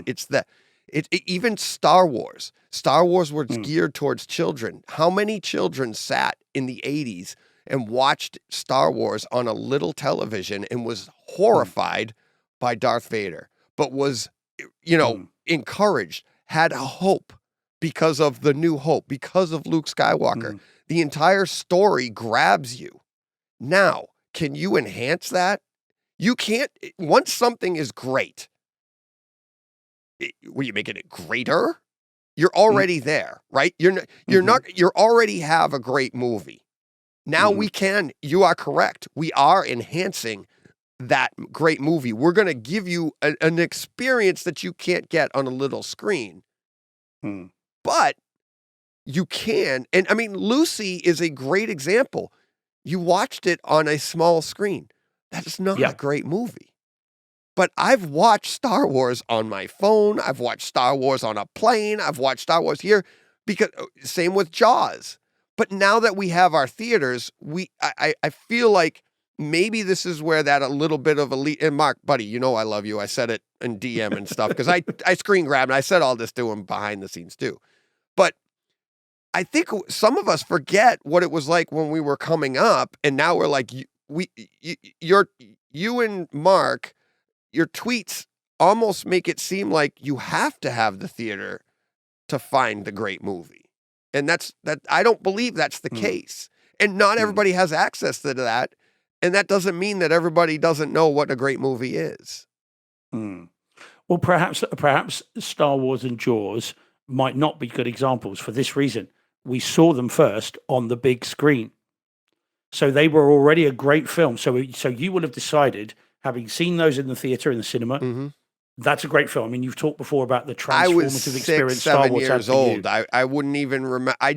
That's my memory of it. But the story, at the end of the day, you're at the end of the at the end of the day, we know these are great movies. You have to admit that. So you have to, unfortunately, Steve, you have to admit a great movie is a great movie, regardless of the delivery system. I think the lawyer in me says, "What's your definition of great?" Because that's subjective. That's going to be different to everybody. There we go. So, but that's the thing, isn't it? But now, if because you've watched that film on a big screen, whatever that screen was and wherever that screen was, whether it was at home or in the cinema, is that what made it great? Because if it is, then that's not right, then, is it? Then a great movie is not a great movie, regardless of the delivery system, because one of the things that made it great was the massive screen on which you saw it. Um, I mean, you, that's no, the but you difficulty, can't. isn't it? No, but see, but Steve, you're that the statement still stands because now you're defining what I think a great movie. You can't tell me what I Well, think no, a great quite. movie is. No, of course. hmm That's what you're doing here. Well, no, not necessarily, is it? That's Because what it- 'cause your you're talking reply about- to them. You and Mark wanted to educate this person on what a great movie is. I think. Well, no, I think what we were trying to do. I can't speak for Mark, of course. Again, such a lawyer. All right. So I know you're such a from my lawyer, point but of I'm just view- like I'm going by what. Now I'm doing the interpretation on what happens on social media. That's why I was laughing at this because that is Yeah. what happens. So I will speak for Mark because I will say this is how people will interpret it. And then if Mark Yeah. was sitting here, Mark will be like, "Well, I didn't mean it that way." But you have to understand words matter, right? So yeah. and words do matter. A great movie is a great movie, regardless of the delivery system. That to me, if I sat down with cereal at midnight, would say, I just love movies. I don't need all of that to enjoy the movie. Mhm. As a lawyer, what do you say to that, Steve? Well, what I say to that is, if the delivery system is what made it great for you, Mhm. that statement's wrong, then, isn't it? No, it's So- still a so for great instance, movie so- to you. But what if to me or to anyone else? I mean, again, talking for anybody else, if the delivery system itself is what actually made it great. So look at, I don't know, I'm just talking generally. If we looked at, say, Avatar, James Cameron will tell you that needs to be seen on a big screen because that will make it. That's the film that I want. That's what I want you to experience. That, in his view, is what makes it great. So if the delivery system is what makes it great, if a film, I don't know, name a good home theater surround sound film, if you watch that in a 2-channel environment, is it only great because of the incredible sound? Hurricane Heist, I appreciate, is not one of them. But there are. All I'm saying is there are circumstances in which the delivery system is what makes it great in the first place. And if we agree that there is that potential concept, then that statement is wrong because that's an absolute. So we go back to talking about absolutes again. This thing about a movie is a great movie regardless of the delivery system. But what if the delivery system is what made it great in the first place? I mean, it's not all about acting necessarily. It But should then be, that's it's not about the movie then. It's like, and now here's the thing. It's like, okay, but like I said, I'm like Schindler's List, Lucy. I mean, it's, Apocalypse Now is a great story, highly enhanced, but it's still a great, I think what we're doing is we're interpreting the short sentence, but I think now when I read that, I interpret a great movie as a great movie, and I mean a universally great movie. Like nobody would argue with you that Schindler's List is a great movie, right? Yeah. So that's why, okay, we can take Schindler's List, put that in the bucket of great movies. Now, where would we put Lucy? Does that go in the great movie bucket, or does that go into the great home theater movie bucket? Yeah. Well, for You you see and what I mean? Yeah, I do. But then that becomes subjective, doesn't it? Therefore, It's all the subjective. well, quite. So therefore, the absolute statement of it's a great movie regardless Right. is not the case, is it? Because it's subjective. So for Correct. some people, the delivery system is what makes it great. Correct. And if that's the case, then that statement's wrong. I appreciate now I'm going to, as you said, I'm interpreting individual words and sentences, but then that's a lawyer's job. Right. But as a result of that though, does that mean we are less of movie fans because we care about that delivery system? Bearing in mind, it's not just us. Tom Cruise, Chris McQuarrie, a year ago, were talking about turning off motion smoothing because that ruins the effect of the film. So they clearly think that the delivery system matters. Absolutely. And so do you see what I mean? Steve, I see it completely. Yeah. So I wonder whether completely. we're not less of a movie fan. We may be the same. That's fine. We I'm are. not saying we're more of a movie fan. I'm not saying that. But we are certainly movie fans. And so to then put a tweet out criticizing movie fandom, Right. As air quotes for those not listening, then that's not right, is it? And again, as you say, I would say there's a degree of ignorance there, although they do say ignorance is bliss. So if you're saying that's not right, what do you want to do? So by saying what I they want did blood. wasn't right, you want to go back and correct them. Is that right? Well, I did, and I started that, and then decided I could not be bothered. Right. And just thought I'm not going to engage with that. I haven't got enough time Right. to explain why, in my view, that's wrong. And bear in mind, we probably spent 15 minutes But discussing it's fun. it. It's fun. And Oh yeah. Oh, don't get me wrong. Exactly. But Right. this is why trying to do that in 240 or 280 characters, it turns into a thread and it takes too long, and then I can't be bothered with the backwards and forwards. This is why talking to you is great, because we can thrash it out immediately. This is the sort of thing that would take days on Twitter. And that's why I think and that's why I look at tweets like that. I see it all. We see it all the time. And it might not even be direct. This one here by Serial at Midnight is literally pointed at us, at unboxing people, at physical media, boxing. I mean, everybody. This is just a person that loves a great movie. A great movie to them is, like I said, I'm assuming is screenwriting, acting, cinematography, stuff like that, that you can watch that and see that and visualize that anywhere. We don't need it to notice that stuff, but we also like the additional part, the tech side of it, the sound design, and which is greatly enhanced by all of that. You're both right, but you're also both wrong for criticizing each other, and that's what I was laughing at. And at the end of the day, that's why it's like anything like this, somebody that disagrees with me, somebody that doesn't like me, I just scroll on by. My dad has been teaching me this since I was a little kid. And the best thing to be like, best thing you can do is, especially if somebody comes at you hard, treat them with kindness.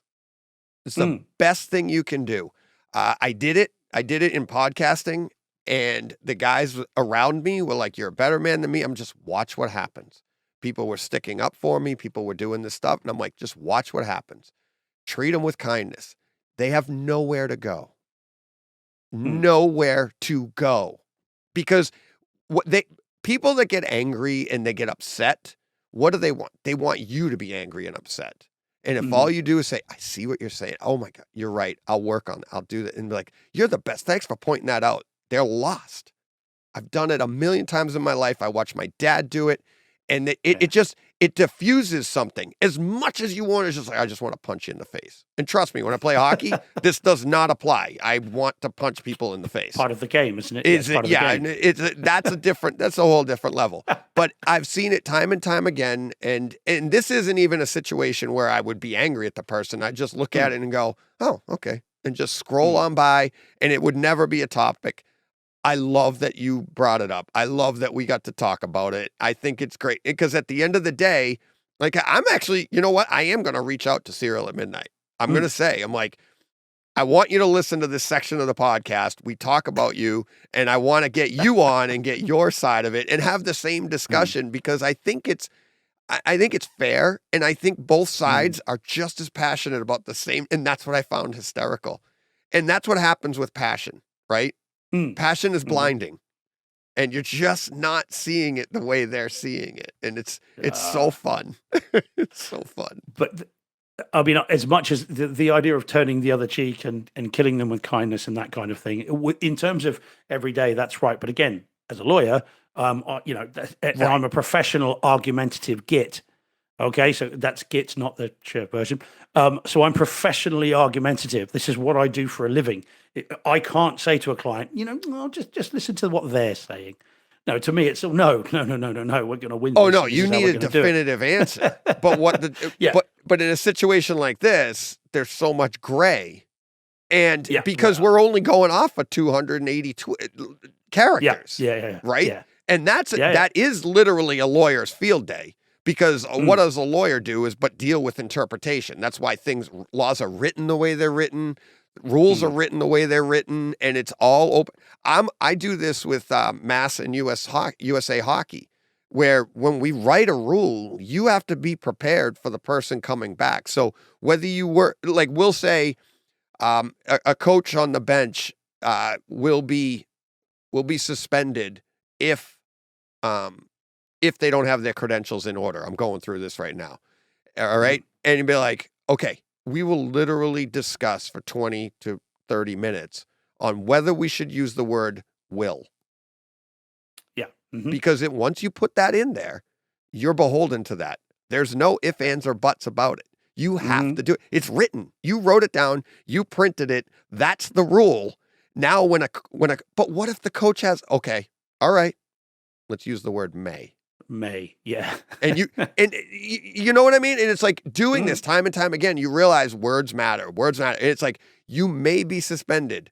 And we're like, why did they say it? People the coaches read this and they're like, oh, okay. And they get the same interpretation, but they're not understanding that, because if anybody, you as a lawyer knows, you have to suspend. If you're on the other side, be like, you've got to suspend him. It says it right here. There's no interpretation of the word will. You will be suspended. Why aren't you suspended? Why are you breaking your own rule for not suspending him? Mm-hmm. Well, he had a reason.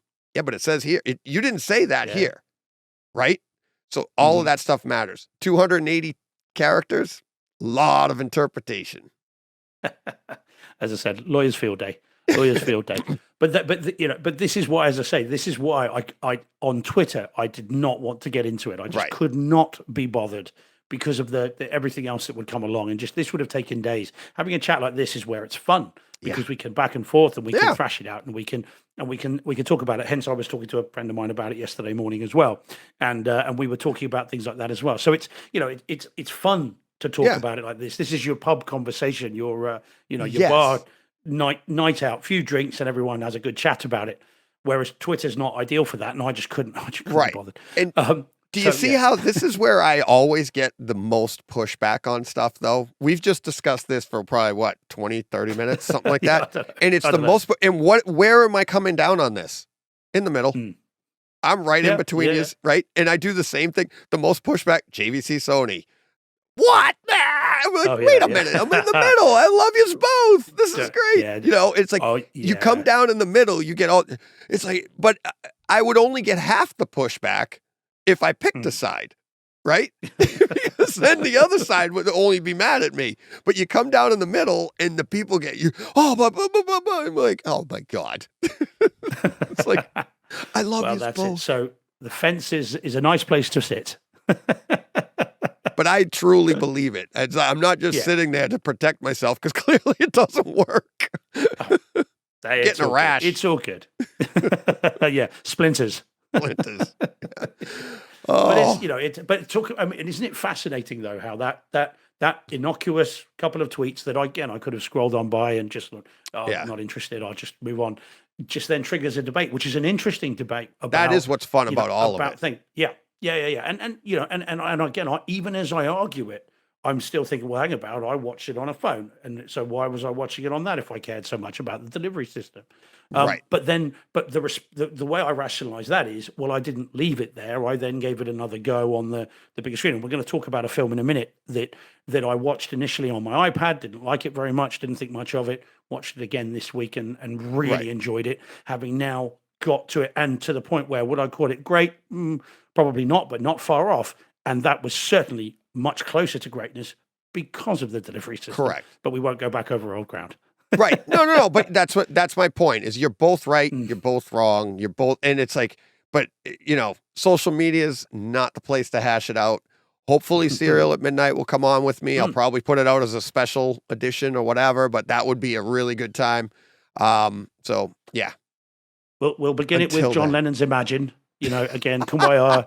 It's only appropriate. Yeah, everybody doing the thing. Yeah, there we go. Perhaps get Brock on. I know. Let's have let's have give Peace a chance. Get everybody on that I've burned. Oh dear! But no, what an interesting chat about it. I hope the people listening, because they're bound to have their own views and watching. And other than Mark, who is good as gold, he's such a nice guy. He's and he's very passionate as well. Oh yeah, and so he's fun. So he's jumped into it, and I know a couple of others have as well. And obviously, if Tom Cruise or Chris McQuarrie are listening, by all means, feel free to let us know as well. James Cameron, Mark. Anybody. It's a broad church. Anybody from the studios, they want to jump in and chime in and be like, "Have at it, boys!" The WWE of home theater. Yeah, it's absolutely all fake. Well, that's it. As long as you keep buying, you keep consuming, you can argue till the cows come home. Right. And Twitter likes it too. because it's it's all on there as well. So That was the other thing. If we everyone's get an already- unboxing person in here, they're gonna have a field day with you. I'm like, exactly. Yeah. I said this to my Yes. wife. I showed her the tweets, and I go, the irony here is the guy that started this, that you, meaning like they put out the first tweet, but then you're replying to it. I'm like, A, he's known for watching Lucy on an iPhone, and B, throwing out the boxes. I don't throw them out. I know don't you, throw them out. I know you don't. I'm enhancing for humor. Yeah. Just Exhibit A, Your Honor. There you go. Yeah. Well, yeah, of course you're going to save that one. Yeah, we can talk about that in a minute. Yeah, exactly. So yeah, no, it's fun, and this is what I like about it. There are absolutely people out there who would have taken an entrenched position and then just argued it and argued Right. it and argued it. It's good that you do what you do. If you say sitting on the fence, I might suggest playing devil's advocate a little bit. So you kind of just Always. you've got a bit of it, and that's a good thing to do in terms of being able to then stimulate the debate. Because if you go one side, then the other side, then that debate is then by definition stifled, isn't it? Whereas if you can take both sides, then it stimulates it. And I suspect this will run and run. So it's very, very interesting topic, and no doubt we'll have a fair few people kind of responding to it with their own way, albeit most of the listeners and the viewers, of course, will be more like me, I suspect, because of course we are who we are. But we'll see. It's so funny because you say like I don't sit on the fence for stuff like this. I'm literally devil's advocate, sit on the fence, whatever you want to call it. It is literally my human nature to read stuff and what were they thinking here? You know what I mean? Yeah. So that's devil's advocate. It's just looking at it from the other side. And I've said this on the podcast before. It literally comes up with my wife in a text to her best friends. And she'll read a text and I'll see her and she'll put her phone down and be all mad. And I'm like, what's the matter? And she's like, the person, oh, look at what such and such just wrote me. If you got nothing else to do, let's all get together on Friday night.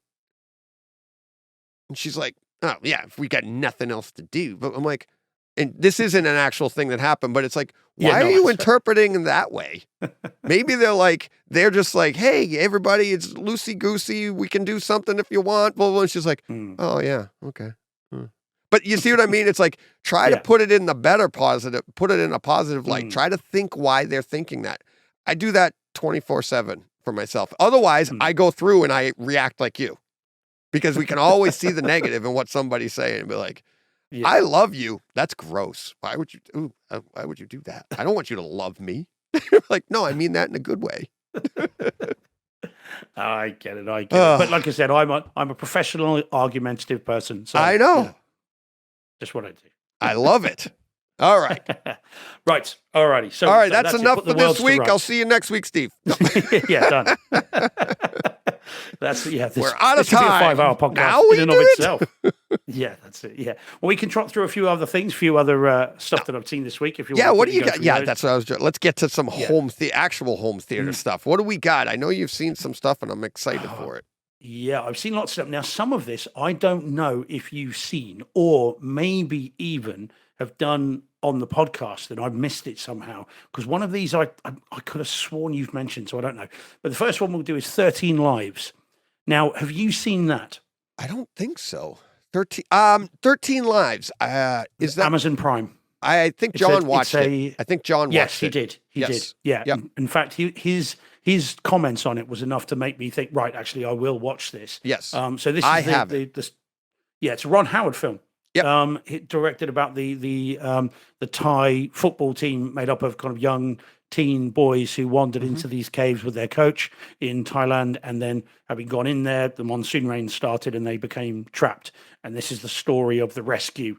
It's only in 2018. I don't think we're spoiling too much that there was a rescue attempt.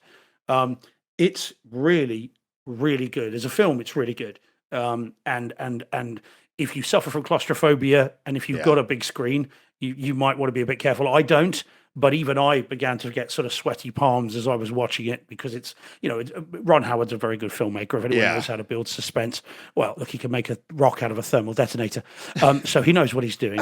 And so he knows how to build a scene. He knows how to build suspense. and this is a film that is about as stressful as it can get. If you've got high blood pressure, if you stress easily, it might not be for you. But otherwise, it is a very well told story. And I must admit, I didn't know how it resolved itself. I thought I knew, but I didn't, and I'm not sure many people do. So it's really good, and it's on Amazon Prime now. Interestingly, and this is where it might be interesting to ask John.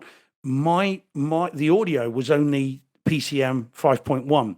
Okay. I did not get out. Now I upmixed it as I always do, but it was not. It's not in Atmos. It's not DTSX. It's not in. It was PCM. But it's still very nice. You know, there are underwater sequences with the water swirling around and all that. The image quality is really good, and it's definitely one to watch as long as you don't get too stressed easily. If you get stressed, it's probably not for you. Yeah. I liken it to Buried. Remember the Ryan Reynolds film Buried, where the whole thing. Now, some people really struggled with that film. You know, people would digging their nails into their seats, you know, with with claustrophobia. And at points, it's not far off that. It really becomes that claustrophobic. But it's really good. And it said, if you haven't seen it, it's on Amazon Prime. You haven't got to buy it other than, you know, have a subscription to them. And it's well worth watching. I think John enjoyed it, didn't he? If I remember rightly. Oh yeah, he did. recommended it. Yeah. Yeah. I haven't seen it yet, but yeah, he did enjoy it. That's good. It's another 2.5 hour one, unfortunately. I mean, they just all seem to be these days. So it's a bit of an investment of time, but it's very, very good. And as I said, I don't think many people know just what they did to try to rescue these boys. I mean, the plan, without giving anything away, is insane. Yeah. And it really is just bananas. So it's worth watching. Just, you know, when it becomes clear what they're doing, you will just not believe that this is what they did. It's staggering.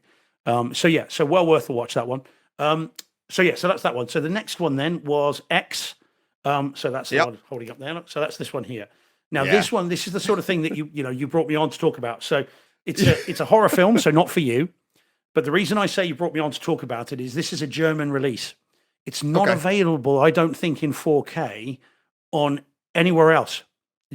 I don't know if it's on Kaleidoscape in 4K. It is. It's not in 4K. Oh, is it? Oh, no, that's interesting. I almost bought it. Because it's not on 4K. I'm Blu-ray. probably going to buy it off of your words. I don't know if it's your thing, though.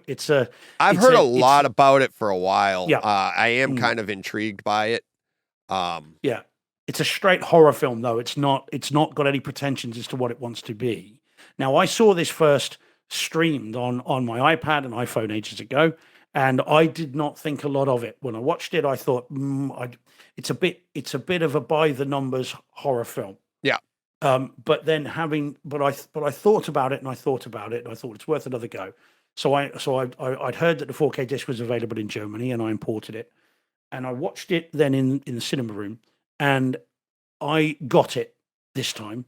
Yeah. And interestingly, after having watched, because we talked last week about I Spit on Your Grave, so that's 1978, having seen the Texas Chainsaw Massacre many, many, many times.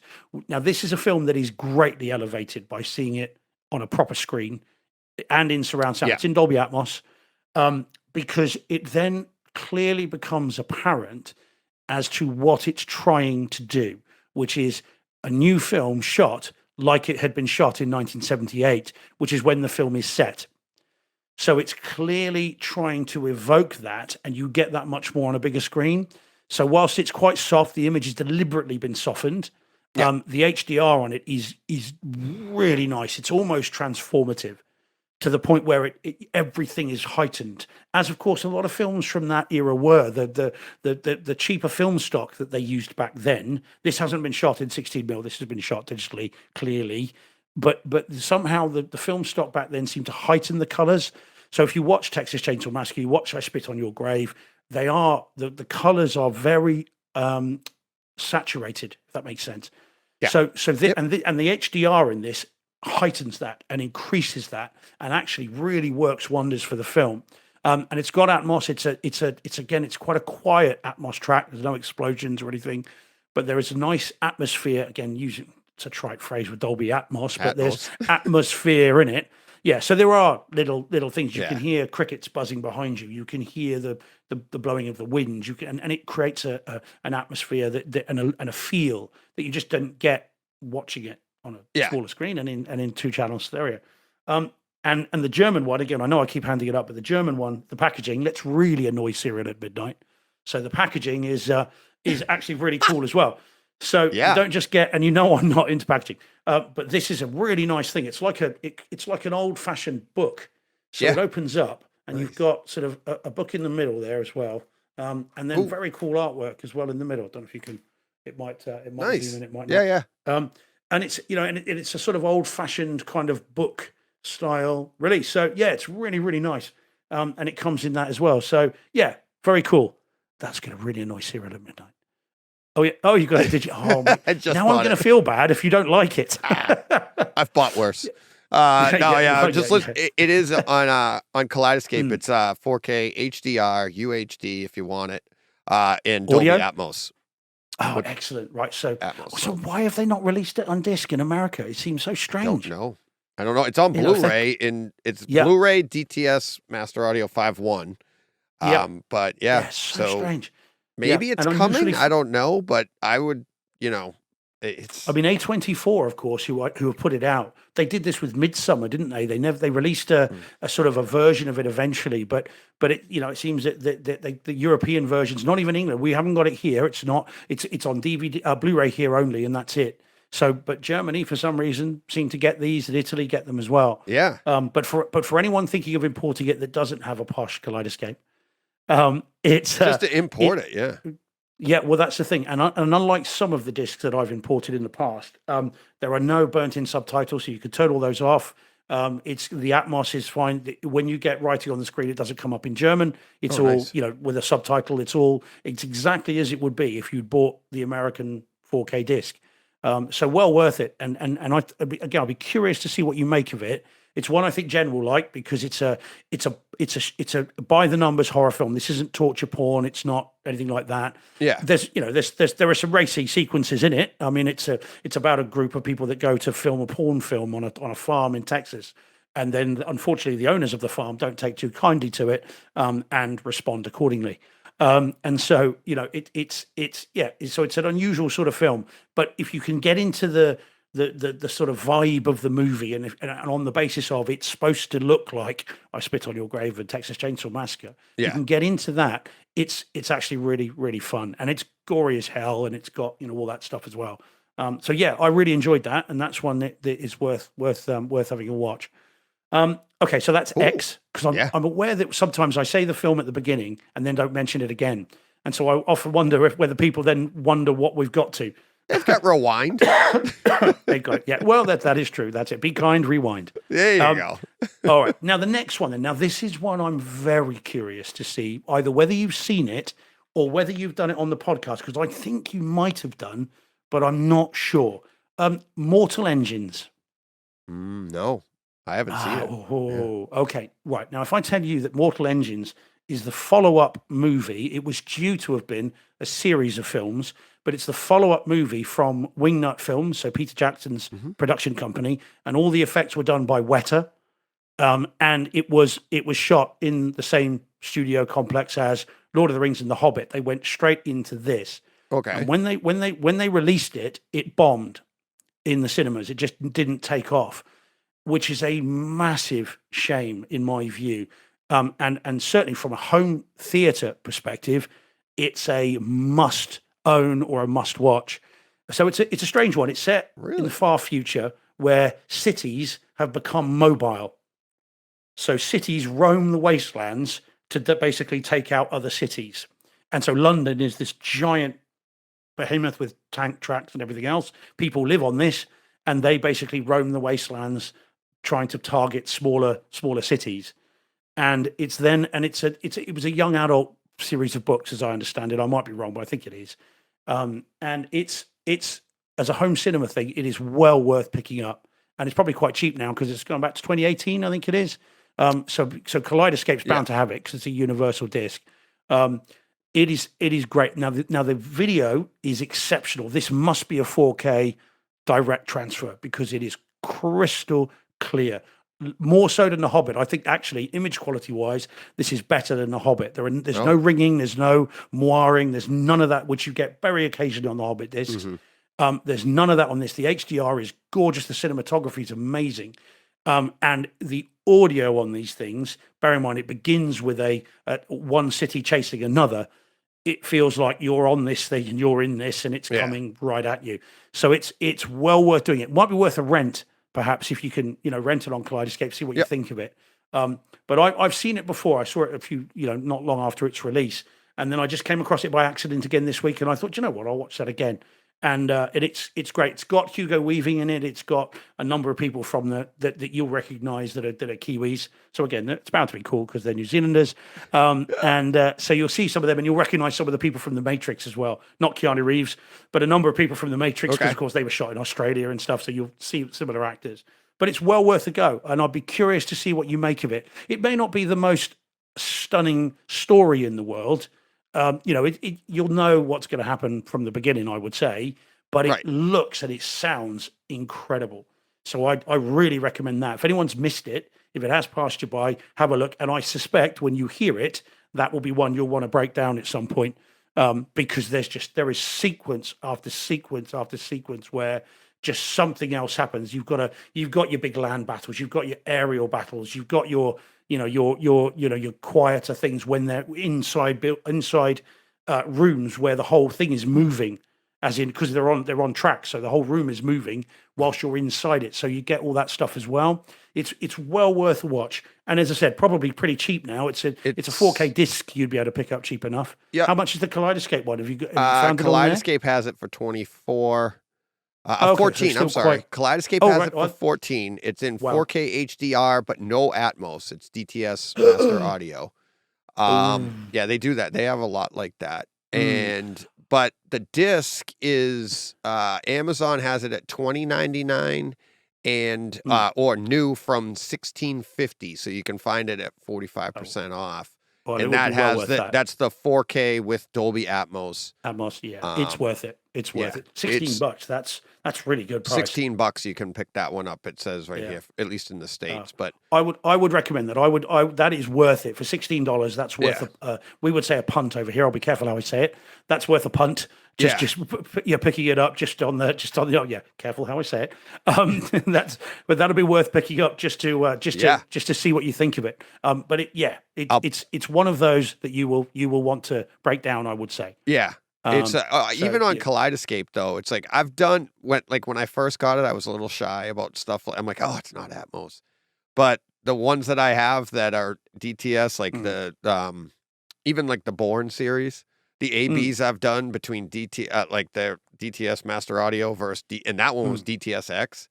They're so close that I'm like, it's like if it's a movie, it is so good. And then of course, like you said, we're up mixing anyways. And it's so close. I'm sure well worth it. It's worth it. But it's whether if it's $14 though on Kaleidoscape or $16, and then you get the full Atmos. Yeah. Is it worth $2 to have to get up and change the disc? That's all I'm saying. I don't. But that's my point. That's how close it is. No, I'm finding more and more often that I'm just like, I click it, buy it, I'm done, and I can just watch it whenever I want. I don't have to get up and change the disc. And it's like, I'm like, that's a great point, though. It's like, it's not worth the $2 because if I get the time it would take you to get up and change the disc, you'd be like, okay, say we're watching it on Kaleidoscape, right? And I put a scene on, and then I get up and put the disc in and come back, and now we watch that scene again. You're going to be like, it would have taken too long for you to be able to tell the difference. It's pretty damn close. Well, that's the. I mean, I do that quite a lot when I'm importing discs. So out in England, a normal 4K disc is £25, so $24.99. Yeah. And if I import it and it's say £32 to import it, I think it is £7 enough, the difference, to make me want to wait. Or is it worth spending that £7 to not wait? And more often, I'm like, yes, it is. I'll have that. Yeah, exactly. And so, just because it's £7, question for me is, do I just not get both? You are. Well, you could A/B it. What I don't want to do though is I'm wary. I mean, this is not a horror film. This is just an adventure movie. Right. I understand that. I understand, George. It's not the greatest. It's probably better than Hurricane Heist, but I understand what you're saying. It's like, you're not trying to tell people like, this isn't Schindler's List. You're saying like this is a home theater movie that we should all own. That's basically. But it's still a good film. It is good, it's fun. It's not a bad movie. No. But it's definitely elevated by how good the audio and video is, and you haven't got to wait for it. As soon as it starts, it begins with this momentous chase with this little city and this London, this giant city, who's the bad guy in this, chasing it down. And these things are vast machines across the wastelands. And a little point, which is quite fun, is that in the midway through it, out of nowhere, and bear in mind this is set thousands of years in the future, someone says to a character, it's not a spoiler because it's just a fun thing to watch out for. Someone says to another character, "Where are we going?" And the other character says, "Well, we've got to find somewhere to hide out."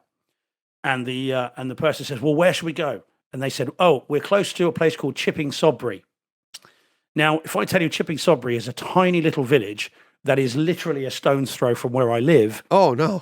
It's just, and it comes out of nowhere. It's never mentioned again. Right. It's never. They never get there. Something else happens.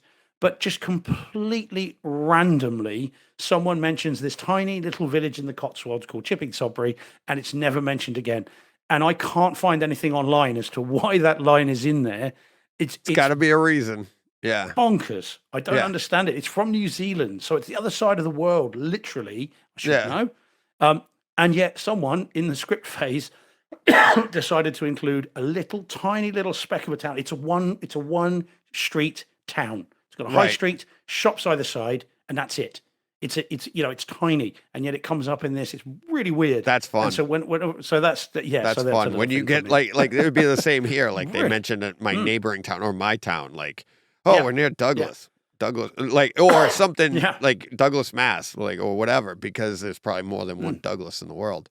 But yeah, it is cool when you get little things like that. Really strange. I mentioned it when I first saw it. I mentioned it to the editor of Empire magazine, a guy called Nick DeSemian, and said, "Have you ever heard of this?"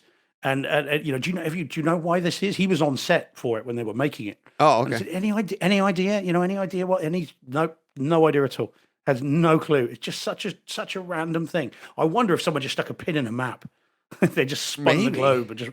It's usually there's probably a story behind it, but it's probably something obscure that it's hard to dig up. But I'll bet you there has to be a reason. It's like there's a reason for all that. Like maybe their grandmother was from there or something. You never know. Well, you write things like that. But the other close town to here, the other one which is very close, again, it's 5 minutes drive away, is called Yate, and that's where J.K. Rowling was brought up.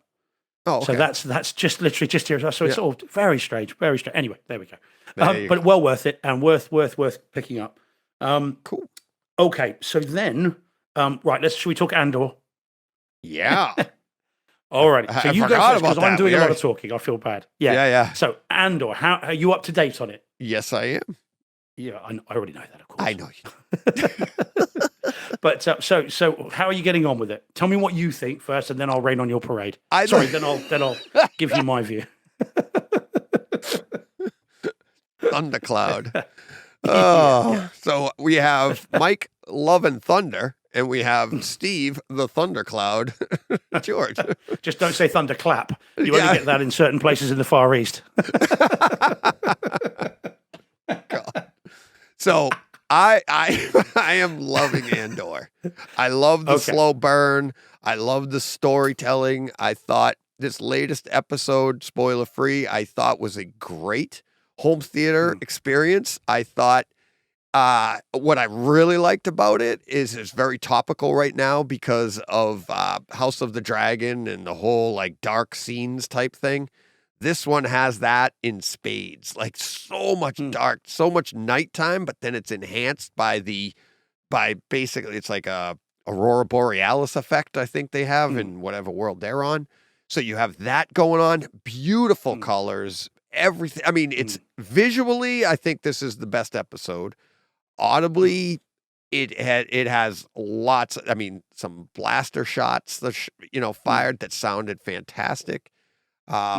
I am, just as an update to the listeners, I am listening to everything on Apple now at a +3, just to get a little bit closer. So yeah, I really enjoyed it, but like you said, I mean, it's a slow burn. And as I said earlier, after the first 3 episodes, we're getting those 3 story arcs. We're getting that or 3 episode story arcs, and then which is going to encompass one giant story arc, right? So we have still have. I'm anticipating 2 more story arcs to come. We've taken care of this first thing. Looks like we're on to another journey. But I love how it's wrapped up. I don't know where it's going. Some people probably find that as a fault, but I get an overall idea. But I'm really enjoying it. So bring the rain. I'm more lukewarm on it. I don't hate it. I Right. don't actively dislike it. For me, I'm just a little bit lukewarm is probably the way I would put it. When I'm watching it, I'm just like, okay, it's happening, it's there, it's on the screen. But I'm very rarely with this series have I becoming really engaged with it. It just seems a bit bland, is the way I put it. It just seems even the episode that's just gone, again, spoiler free. I agree with you. I think the home cinema's got better as it's gone on. The theatrical experience has got better because we talked famously about the dropping of the things in episode 3 and all that, and the missing bass That apparently haven't landed yet. Yeah, well, there was no sound. still falling. Yes. And you know, so they have addressed that. The last episode, there was that few seconds that I told you about. You'll know the home cinema when you see it, because otherwise it's a talky episode. And so there are better ones in it. I mean, you do get things coming overhead. I mean, very noticeably, the overheads are engaged with the aurora borealis sort of meteorite shower and everything else. But I just find it to be a bit rote. Everything is a bit just standard. Even the events of this episode that's just happened, which it's been building towards, all seemed a little bit. We've seen it before, and not in a fan service way. I don't mean that. I mean it in a we've seen it before in terms of millions of other heist films. We've seen the everything just seems to happen in a non-exciting way for me. And I appreciate I'm the outlier on this because most people online are saying it's great. And so it's just failed to ignite with me. Now, some of that may come from not enjoying Rogue One a great deal. I'm not a big fan of that. I'm Have not you a massive revisited fan that of Diego yet? Luna. No, I know. No, I haven't, and which I will do. But Diego Luna is not. It's not that engaging a screen presence for me either. He seems to have one expression, which is a sort of slightly quizzical, slightly angry expression. Yeah. And that's kind of his range. And I don't mean that too insultingly, because I'm sure he's a very nice chap and he's very good at what he does. But in this, as Cassian Andor, and it's the same in Rogue One, I think as well. There's just not a lot of range to it, and so I find it a little bit boring. Well, and the series is kind of doing that for me as well, which I hoped it wouldn't, but it kind of is. And bear in mind, I'm not watching House of Dragons, which, by the way, that's out, isn't it? 20th of December. So we were right before Christmas. 19th of December here. So yeah, you were right, which is great news. Looking forward to that. So bearing in mind that there are only 2, and Rings of Power I've stopped because I want to go back and watch again. So there are only 2 series that are coming out weekly for me at the moment, Andor and She-Hulk. And I'm much more excited for She-Hulk than I am for Andor. But I know that's an outlying opinion. I know that most people are the other way around. yeah. So yeah, I'm not quite sure what it is. It just doesn't. It's not gripping me the way that The Mandalorian did, even the weaker episodes, or even the Book of Boba Fett, which I know a lot of people had big problems with that. And again, I can understand that. But in the finale of that with the Rancor and everything else was like, oh wow, there was like, look at that. And what, again, I appreciate that may just be fan service. But if that's what it takes to get me engaged, then so be it. Whereas Andor just has not done it for me yet. It does seem like I've seen it before. There's bits in this that look like they've been lifted from Rise of Skywalker. That I again, without going into spoilers, that kind of seen it before. And funny enough, in Solo as well. Actually, I think the Kessel. Yes. The That Kessel I run thought has that some- would have been closer. Yeah, but yeah. So it's just. Meh. see, but see, that's the thing is maybe it's because, and this probably isn't exactly a ringing endorsement of it, but I'm thinking of Andor like I think of a vacation to Aruba, and it's like most people would go. My friends went there; they didn't have any kids and stuff, and they're like, "The place is so boring." I'm like, "Yeah." I'm in the middle of Rings of Power. I'm in the middle of House of Dragons. I watch movies all the time. I'm watching all these action things. And then you sit down to watch Andor, and it's part of it is it's the Star Wars universe. So yeah. I am jaded and not jaded. I've like, Star Wars colored glasses, if you will. I'm just like, I'm going to like it. And now to sit there and just enjoy the scene where it's a little slower. And like for this latest episode, it's a little slower where normally what I would do on a show that I found a little slower, what do? You pick your phone up and you go, let me check my scene. Did Steve say anything to me? No. And you do that. And then you look back up. You haven't missed anything. It's like watching baseball. Haven't missed anything. You can go back to the screen. What I'm doing with Andor is I'm looking around the screen. And in this latest episode, there's tons of that. There's so much stuff to see. For instance, spoiler free, but they're in a shop, and look at some of the artwork around the shop, and you see where like Darth Vader got his costume from. Right. And because there was one shot that you're like, is that Vader?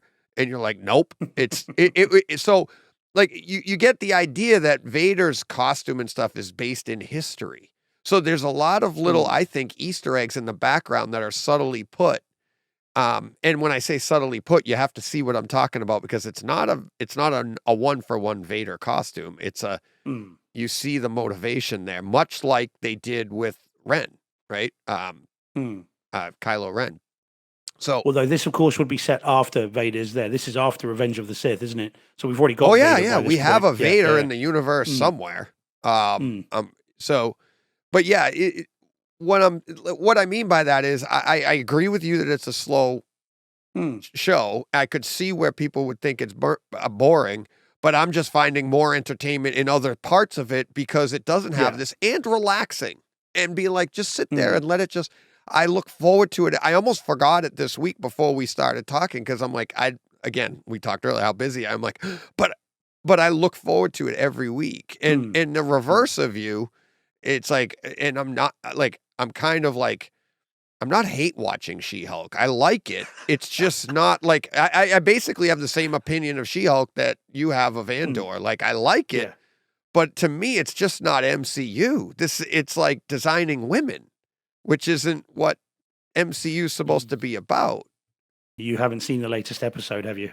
No, not so. No, No. But I did say, like, I talked to John about it in the podcast as well, or I talked to him about it a little bit. But I do say, like, the latest episode really, really picked up, much like Andor just did too, right? Yeah. And I anticipated that, but I thought, like, all the way up with She-Hulk, it was like, wow, there's a lot of nonsense here for MCU stuff. Like, we're really trying to grab that female viewer, but the female viewer to me is like, it's a non-starter. I told my wife about it. She's like, like she doesn't want to watch it anyways. So I felt like there was a lot of effort to bring in a market that isn't really an MCU market. If you like the MCU or you don't. It's not like you're going to get the female viewer and all of a sudden be like, now I got to go back and watch Infinity War. Well, when you see the finale, which I watched earlier today, it came out today. So that's Thursday for anyone listening tomorrow for Friday when it comes out. Yeah. If you are a gentleman of a certain age, you are, and so am I. Okay. For the record, I'm younger, but not by much. All right. So I'm the whippersnapper. You're the you are the veteran. Yeah, that's why I brought you in, bring some youth. Yes, youth, 3 Fs, YOUFs. So yeah, the finale. If you are a person of a certain age, if you have not got a broad, very happy grin on your face within the first 2 minutes, I will be very, very surprised. Put the show on hold. I'll be right back. But I could not believe my eyes. I was absolutely in hog heaven. And if one of the complaints is MCU, then again, no spoilers. This does something which is more MCU than MCU. All right.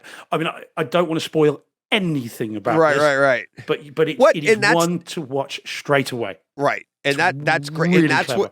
that's MC. I don't know what I have no idea what it is. No, I don't. But I have a feeling. I don't even have a feeling on what it is, but I know exactly what you're talking about. They've done it before. MCU is great at Kevin Feige is great at stuff like this, because you see, and that's why I like the show. That's why I go through. I trust the MCU. I trust Kevin Feige to know that, like, Mhm. yeah, there's a lot here, and you see it all on Twitter, and that's some of the stuff that I just pass by. I don't buy into the negativity and stuff because I'm like, there's always a plan. They don't do this on purpose. And it's like, there is a purpose to all of this. And it might have been to get everybody all fired up. And then at the end, you go, ha ha, what were you fired up about? And I don't know what it is, but they've done it before. And by the end of it, you're going to be like, ooh, that's a great episode. That's a great series now. And all. So I could see, I could see it going that way. It's like nothing you've seen. Mm-hmm. Okay. Only Marvel this far through to the MCU could get away with this. Okay. And it's bonkers in a great way. But then I like the series, but this does something that I don't think anybody was expecting, and then and has the I mean it's again, careful with the language, but we'll talk next week. Only the MCU would have the balls to do what they do in this. Right. I mean, whether you like it or not, you may not like it, but whether you like it or not, no other series, no other company would let them do what they do in this, and then just throw it out there as a. See, I think this series is just fluff. I think this series is like marshmallow. It's sort of it's sweet, it's light, it's just a bit of fun. It's not taking itself seriously. It doesn't care. It's playing very fast and loose. And I found that fun and refreshing. But in this one, it takes that and pushes it, and then does something that just no other company could get away with. And honestly, I hope you don't hate it. You might do, but even if you do, there's no denying the first 2 minutes will have a giant grin on your face if you are, as I am, a person of a certain age. Because it does something right at the beginning that you did not know you wanted. I was going to be editing the podcast after we hung up here, and I think I'm going to go watch that, then edit the pod. Then I'll probably text you. I'm this close to saying, just go and do it now. I'll wait. Honestly, it is really clever and really fun. And you know, MCU has its own expectations, doesn't it, in terms of what it does with everything. This one does something knowingly. It knows that you know that, and it wants to do something else. Right. So just I'll tell you no more than that. So, I could pause things, go run and do it right now, but let's leave something for the listeners next week and we can discuss, and then the listeners can go do it. Because if the two of us are sitting here all jacked and excited about it, and they're going, I haven't seen it yet. So, exactly. But it's one that will be worth spoilers as well. If we do a green room spoiler thing about that, it'd just be fun to talk to you about it. Yeah. Because I think you'll be blown away. And so, all right, so we did Andor, we did She-Hulk, and then the last ones that I've got this week, just very briefly, really, because everybody else knows these films apart from me. I saw The Godfather Part 1 and 2 in the last couple of days as well. Now, I've had them since their release. A nice, good movie. Yeah. A fresh movie. Yeah. Now, this is the thing. Now, I've got a funny history with The Godfather in as much as I never really thought much of it. So I like gangster films. I like, Casino and Goodfellas and all, and all the Pacino movies, Scarface, Carlito's Way. Love those films. Yeah. And yet somewhere along the line, The Godfather kind of passed me by. Doesn't mean I haven't seen it. I've seen the first one a couple of times, and I liked the first one, but I wouldn't say that I love it. Okay. And so I rewatched it day before yesterday, and actually the 4K disc is lovely. Yes. And I enjoyed it more. Biggest screen I've ever seen it on, obviously, because I never saw it in the cinema. And so yesterday, though, I watched Godfather 2 for the very first time. I've never seen it. Okay. And most people, and that's up there, isn't it, with T2, Aliens, Back to the Future 2, maybe, films where people say, some say Empire Strikes Back. The original. Yeah. Exactly. There you go. Yeah. Good man. Yeah, absolutely. So, and the Two Towers of the Lord of the Rings, a lot of people will say is better than Fellowship and et cetera, et cetera. Now, I don't think that. I found Godfather 2 a little bit bloated for my liking. I sort of preferred one story, which is the Robert De Niro young Vito Corleone. Yep. Yeah, I preferred that. And then when you get to Michael Corleone, it feels like a rerun of the first film to a certain extent. But I watched them, but both are really good 4K discs, and I'm glad I've seen them that way. But yeah, I was thinking with Godfather Part 2, and again, I was talking to a friend about it this morning. It's almost as though, if you imagine, George Lucas was told, he says, oh, look, I've got an idea, and I want to do these 9 films. and it's going to be this sweeping story about the Star Killer, Luke Starkiller. But I'm going to do this sweep of films. And imagine 20th Century Fox said, okay, you could tell episode 4, so you can do A New Hope, but you've got to tell episode 1 at the same time. So you're going to have Luke Skywalker, son of Anakin, and you've got to tell episode 1 alongside one another. Yeah. It just seems so, you'd be like, what? Well, and that seems to be what they did here. Yeah. But that's the second one. Topical discussion, DJ, for a film from 1977. I know. Or whatever it was. But it's also the second one. So they're kind of, they're giving you a backstory, and that's why you enjoyed the first one, but now you're getting kind of like the next story and the backstory at the same time. So it's not exactly like doing the first movie and doing you know what I mean? I see what you're saying, but I think don't you feel like it's something that especially back then, that the viewers wanted, that the audience wanted? Well, I just wonder whether Coppola was told, look, you can do one more. So what do you want to do? Do you want to do a prequel or do you want to do a sequel? And he's thinking, well, if I'm only going to be able to have one more go at this, and I'm going to have 3 hours plus. He did get another go at it. That one isn't as good, but yeah. well, I've got that to watch. I need to watch Coda. I haven't seen that as well, so I need to give that a go. But it's like he just took 2 other scripts and just went, ugh, because they don't cross over. They don't really mix. It's literally just sandwiched together, and they just intercut. Yeah. Which so that's right. Now I know this is a movie with 100% rating on IMDb. Right.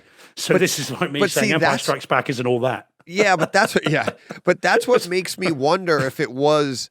I feel like, was he listening to his audience? Like listening. I mean, we didn't have social media back then, obviously, but there was still chatter. And was he like, I want to do a second one, and this is how I can do it? And he's literally taking, the advice of the audience. Like, I'd love to know. And it wasn't advice. People weren't like, I want him to do this. He was hearing the public talk about like, I'd like, and then he did it. And that's why it has such a great rating. Usually when a studio, pigeonholes you and tells you have to do it this way, those films don't usually do very well because the audience has too many, like, oh, why didn't they do this? Well, because the studio told me not to. Why didn't they do this? The studio told me not to. Right? This one feels more in the other direction, where it's like he took his direction from the people that cared the most. And it was, and I think that's why it works. I know what you're saying. I've never thought of it that way. But at the same time, it's like, maybe that's why it works. And you coming in fresh like this, they're like, wait a minute, how did this work? And you're like, but you're not coming at it with the passion that they had back then. And then it plays, and all of that plays forward, much like Star Wars. Somebody just dropped on a planet from somewhere else. Goes, A New Hope? How the hell did this whiny kid? How did it get a following? Give me a break, And it's like, but there's a lore to it, and there's so much more that builds to it. So maybe it depends on the delivery system. Maybe that's what makes it great. And the delivery system back then wasn't as good. No, well, quite. There you go. Look at you, Steve, bringing it all back around. Bringing the threads together. Threads together. But that's it for me. I mean, I've watched so much this week, but those are the kind of ones that leapt out at me.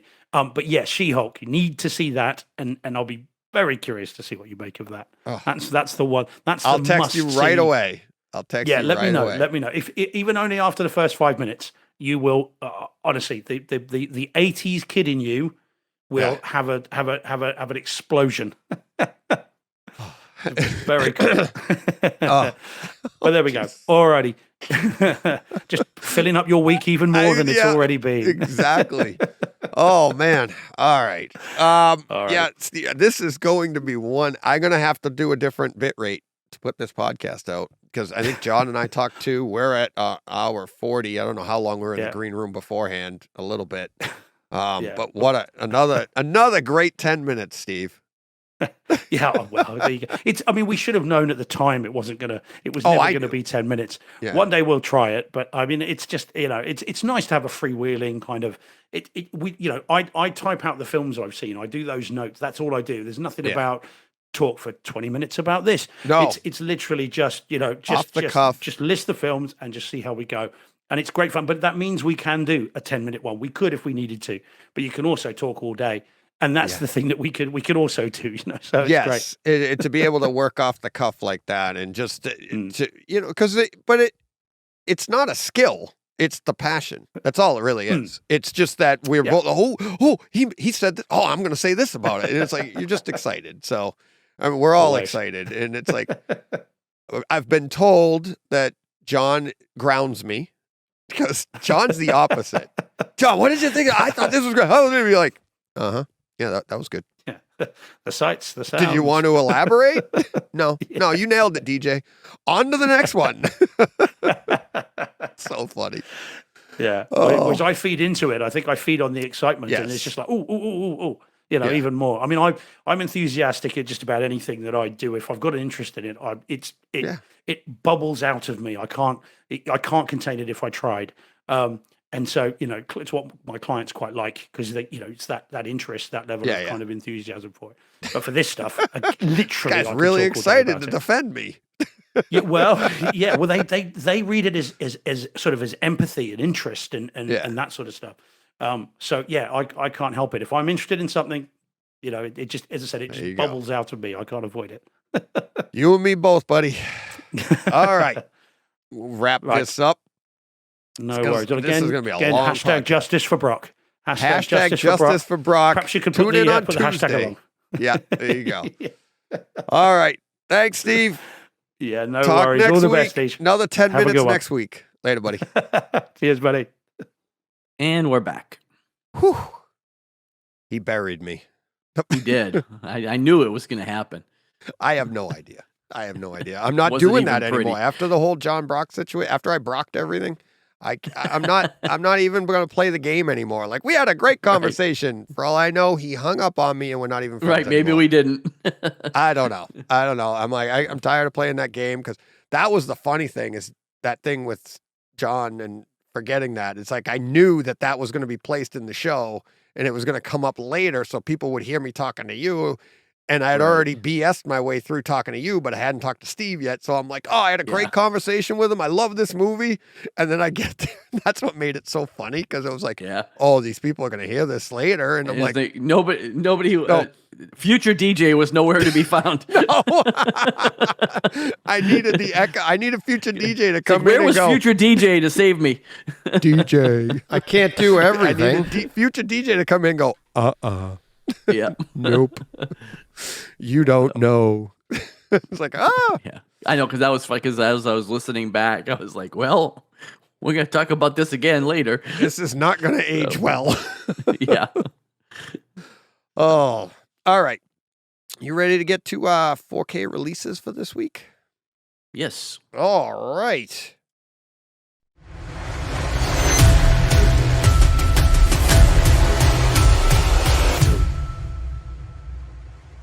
All righty then. We have quite a few. We got quite a few coming up here. Yeah, let me pull it up. First one we have is The Return of the Living Dead. These are the 4K releases that we have coming up for October 18th, 2022.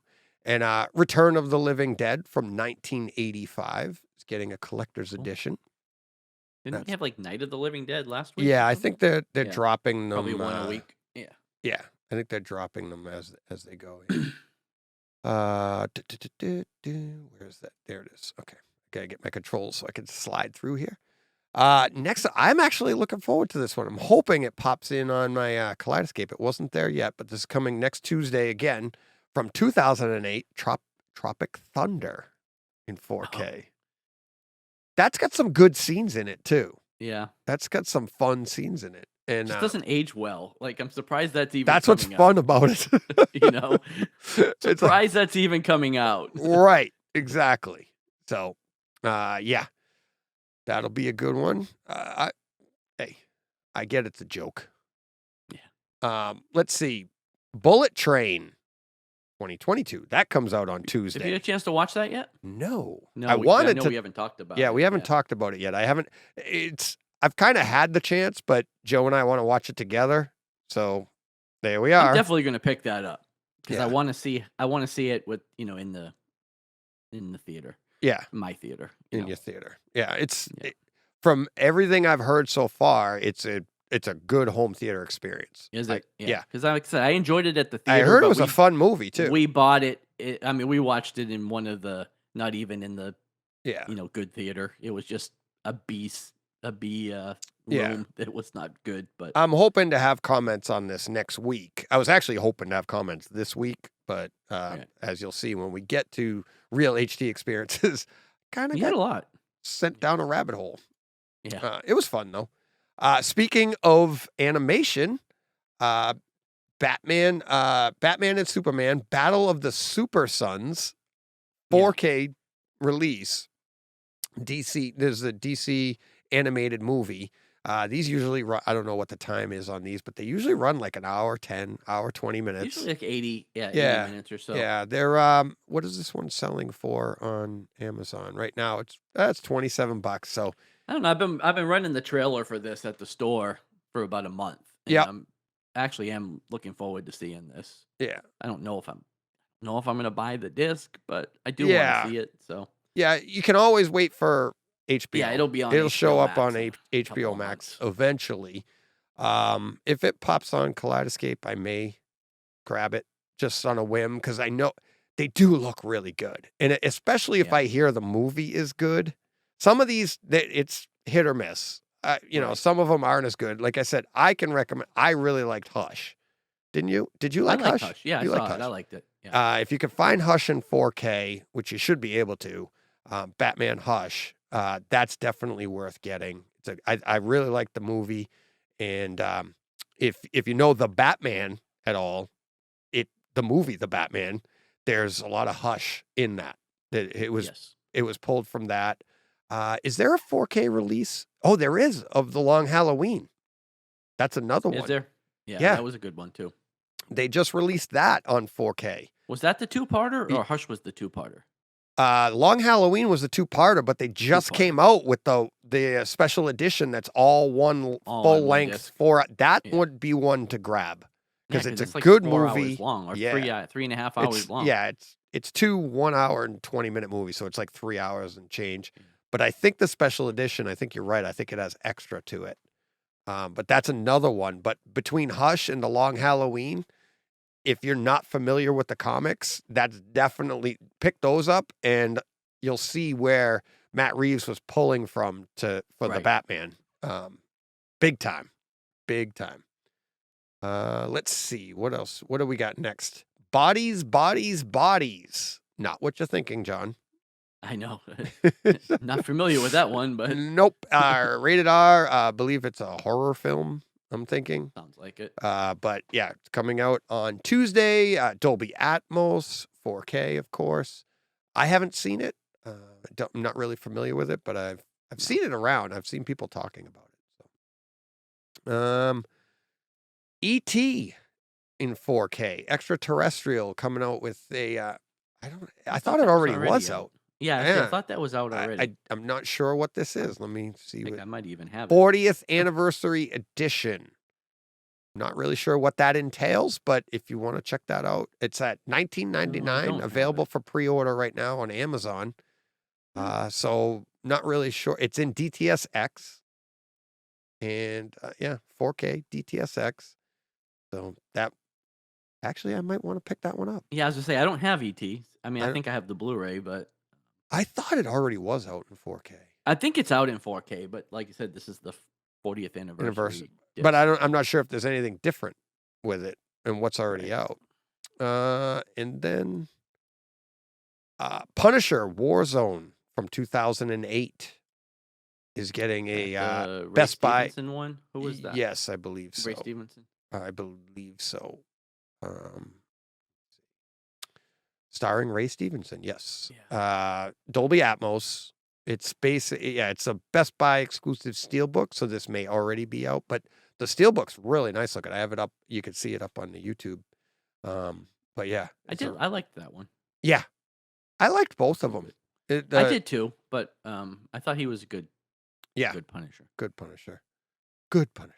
Good Punisher. Good Punisher. Yeah, good Punisher. And I thought I would put this on the list. Top Gun Maverick 4K I talked about this with Todd earlier this week. I'm only putting it in, it's not coming out on Tuesday, but according to bestbuy.com, it comes out on October 31st. A steelbook edition. And if you go on pre-order pending, check back for updates, list priced right now, according to Blu-ray.com, says $44.99, pre-order pending. It's a steelbook Top Gun Maverick with a release date of the 31st. So you could get it a day early. A day early. A day It's early. literally right, just a day early. November 1st, yeah. So you would get it a day before everybody else, if that's worth it to you. But I saw that and I thought that was really interesting because I was going through the month's releases and I'm like, wait a minute, this is coming out on the 1st. But for some reason, go to I don't have Blu-ray.com. that pre-ordered yet. I need to do that. Yeah. So yeah, check it out. It's a pretty cool looking steelbook too. But yeah, check that out if you go to Blu-ray.com or go to Amazon and look it up. But if you're on YouTube right now, you'll see the steelbook that I'm talking about. But that is it. But I thought that was worth noting ahead of time because who knows if those are going to sell out? Who knows if that's going to change? I don't think it's a typo because they also have ones available on Amazon for, let me see the pre-order. Yeah, that's on Amazon. And it's saying Top Gun Maverick limited edition steelbook, 4K. A lot of those do sell out. Yeah. Temporarily out of stock. Oh, see? It wasn't the last Already time I sold. checked. So, and by the time this airs, it's definitely worth checking on though. I mean, by the time this comes out, it'll be Friday, but definitely worth checking on that. But that's pretty cool. They're going to be releasing it a day early.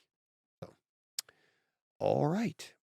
That will do it for this week's 4K releases for next week, the Tuesday the 18th. All right. Moving right along. You ready to get to our real HT experiences for the week? I am. All right. Let's get right to the theater. We'll get that projector fired up. There we go. I have a few. But well, yeah, we both do. We both have a few. I don't know how long it's going to take this week because I don't know how much we have to talk about each of them. One of mine's a rabbit hole, which was pretty funny. yeah. I mean, none of them should take a super long time to talk Yeah. about, but I've got a We'll bunch. save. Let's save Werewolf by Night for last because Okay. that's the one I think that's the title of the show, Yeah. and we'll go from there. So why don't you go first? What do you got? Well, the first thing I had was C, episode 7. This is, of course, Apple TV, Dolby Vision, if you have that, Dolby Atmos. Not to get into a lot of spoilers, because I don't know how many people are actually watching this show, but I thought this was a great episode, home theater-wise.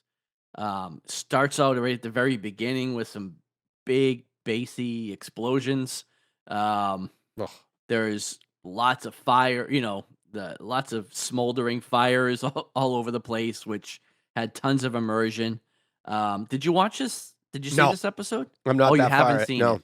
Okay. I haven't seen So it yet. I don't want to even spoil it for you. Just reading your notes earlier this weekend, I was like, I gotta catch up. Just Yeah. reading the notes, I was like, oh. But I've been with so many. So I other already things. spoiled the line, which is like the best part of the whole episode. Then It's not gonna ruin it for me. I know they have No. lines.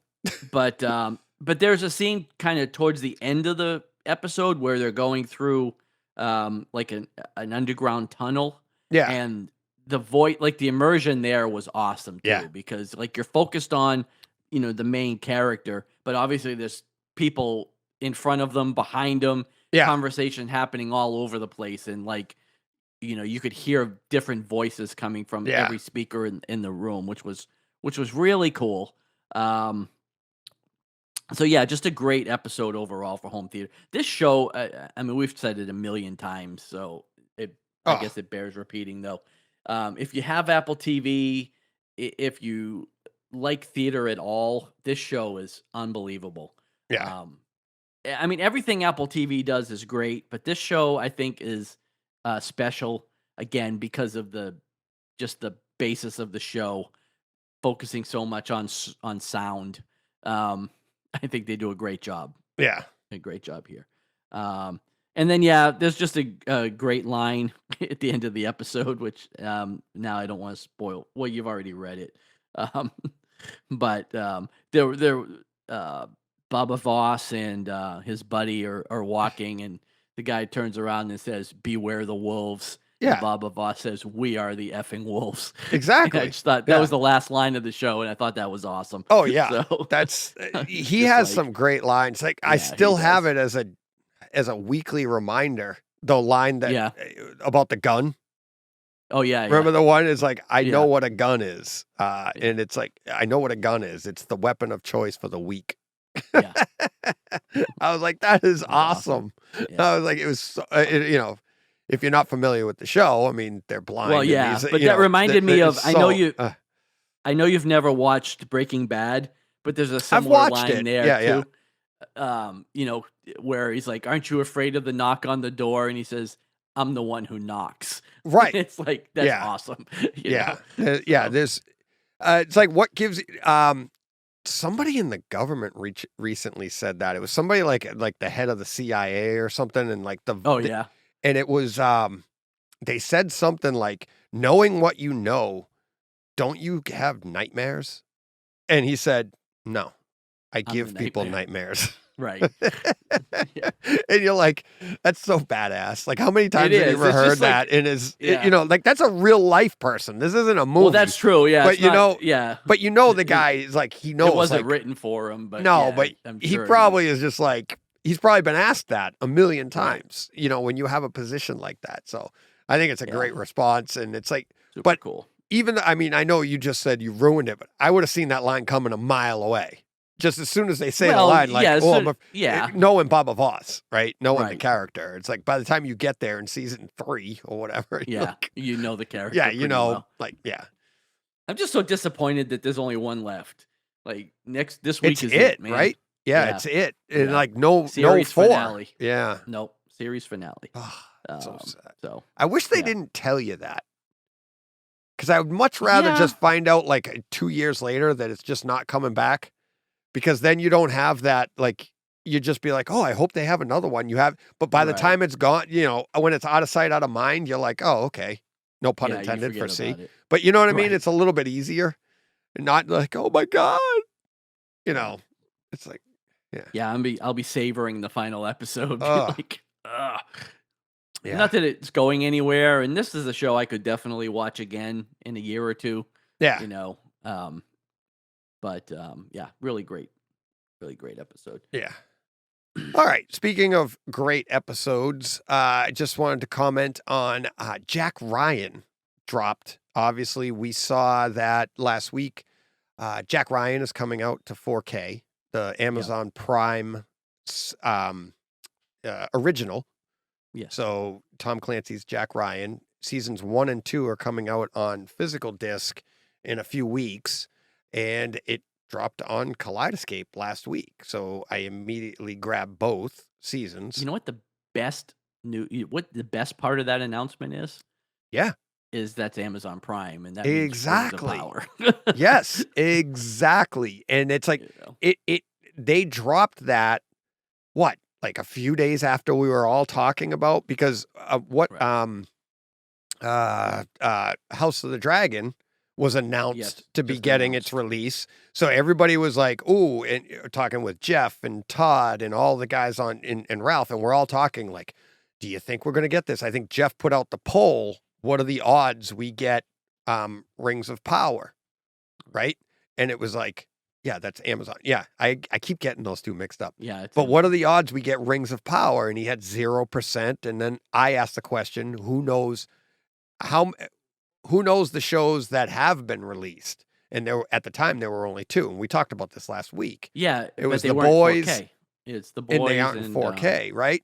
yeah. And then we hear about House of the Dragon getting their 4K release, which we all expected. We all knew because HBO is really good at doing that stuff. Which They've that's up for pre-order already. By Yes. the way, I saw it today. And then a couple days later, Jack Ryan, which you and I have a long history of trying Yes. to watch this show in Atmos. And I still have been unsuccessful. I've never been able to get it to work. I know So- it works now, and I did a Does it? comparison. I haven't gone back. Yeah, I haven't gone Look at back I'm to try. But so excited about it. I'm not even putting the image up on the screen. Oh. So Jack Ryan. So I did the comparison, the Amazon versus the physical or what I get on the Kaleidoscape, and I gotta say, because this thing runs so hot, it is loud. It is, especially that opening first episode of season 1. but I'm saying their decibel levels here are insane. It is. Oh, are they? Yes. So I watch it at reference level, and I'm like, this is. I actually, everybody, grab a chair. Couldn't do it, huh? I backed it off. Wow. After the first 2 episodes, I back it up. Now I listen to it consistently at -5 because it is that loud. So when you go to streaming, it's loud. You don't get the same rumbles, but you get a great experience, and it looks pretty good, but it's not as good. So this is one where I would say if you're into this show or you've never seen the show and you want to see it properly, definitely grab the disc, because when I went from the Kaleidoscape to the stream, it felt like there was like a slightly dirty window in between me. And that, the audio, kind of the same thing, just a little bit less of the audio, but it's so loud that you're going to back off both of them, because even the Amazon track was pretty loud. It was pretty loud. I still kept that at reference, but it just doesn't, like I said, it's hard to describe, but it just doesn't have the same dynamics. It's just loud all over. It is beautiful. Looking at the imagery, this is like, so some of the opening scenes that I've seen is like the vibrant colors and stuff that I've never seen before. And I've tried to watch this show so many times, and I just couldn't get hooked into it because I always knew I was missing the Atmos or missing this or missing that. And then throwing it on with the Kaleidoscape, I was hooked. And I was, because you're looking at the skin tones, they go to the desert. You look at the wash of color that you're getting from that. They go to the city. You go to here, the helicopter scene when in episode 1, when they come and get them and they're using the Coast Guard helicopter, the orange on that helicopter, the sound of the blades as it's awesome. And I'm one episode. I think I got 1 episode left of season 1, and So me. you haven't watched it before then, right? You didn't actually get through it? No, I think I just watched my first fresh episode because I've watched it so many times, and I've always started at the beginning, started again, and I get to and I keep getting to parts like, oh, I know this part. I've seen this part before, and I think I just watched it. Might have been the 7th or 8th episode. That was my first time. I'm like, okay, I've never seen any of this. Right. I've never seen any of 2. Yeah. But yes, the picture quality is awesome. Which for you to go through a season that fast is unusual. That's what I was going to say. You know me. It's like I'm almost done with season 1. I go through a whole season on a Sunday, but right. Yeah. And it's like I haven't had a lot of rainy days or anything, but I just can't wait to get back in front of the TV and watch more of this. It's that good. So I highly recommend the disc. If you're a fan of the genre, if you're a fan of the, Tom Clancy and all that, and if you haven't seen it, grab the disc. It's got a great home theater experience and a great image. So awesome. All right. What do you got next? Rings of Power, episode 7. I thought I watched this like right after so this is like back to back. Yeah. So this one also, so I wrote more smoldering fires because this one opens basically in what will be Mordor. They don't call it that till the end, but we all knew what it was, right? I didn't, and I read your notes. Oh, you didn't? I saw your How notes. did you not know that was Mount Doom? Like, we all know that. I'm kidding. Okay. I was going to say, I hope I didn't spoil that for you. No, but it was funny that at the end of the episode, they say what we all speculated Mordor, and knew, right? Yeah. I knew that was Mount Doom the week before as soon as it erupted. Of course. And it's great that they're just bringing it and giving it the name now, right? Right. And for people out there that are going, come on, spoilers. No, that's the point. We all knew this. Yes. It's like, we're not spoiling anything.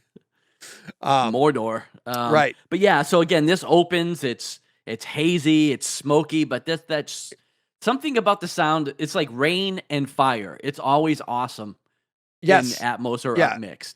It's just that smoldering all around you while Yes. things are going on. And then the score, the music was playing, and it was phenomenal.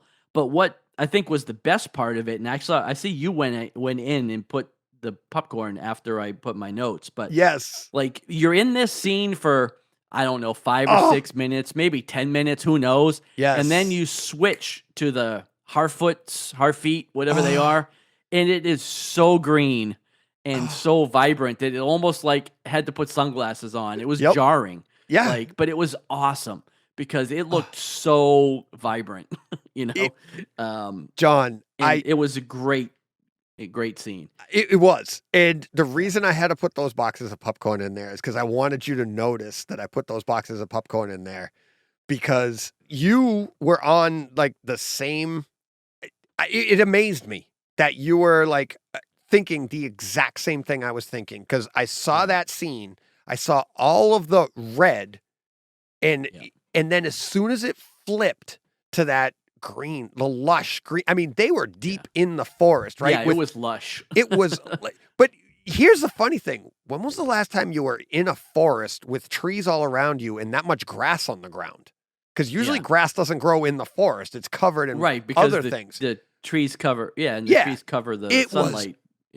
But your eyes, and like you said, it's like, and that is that, I mean, talk about opposite color. You have red to green, opposite colors, the vibrancy, everything.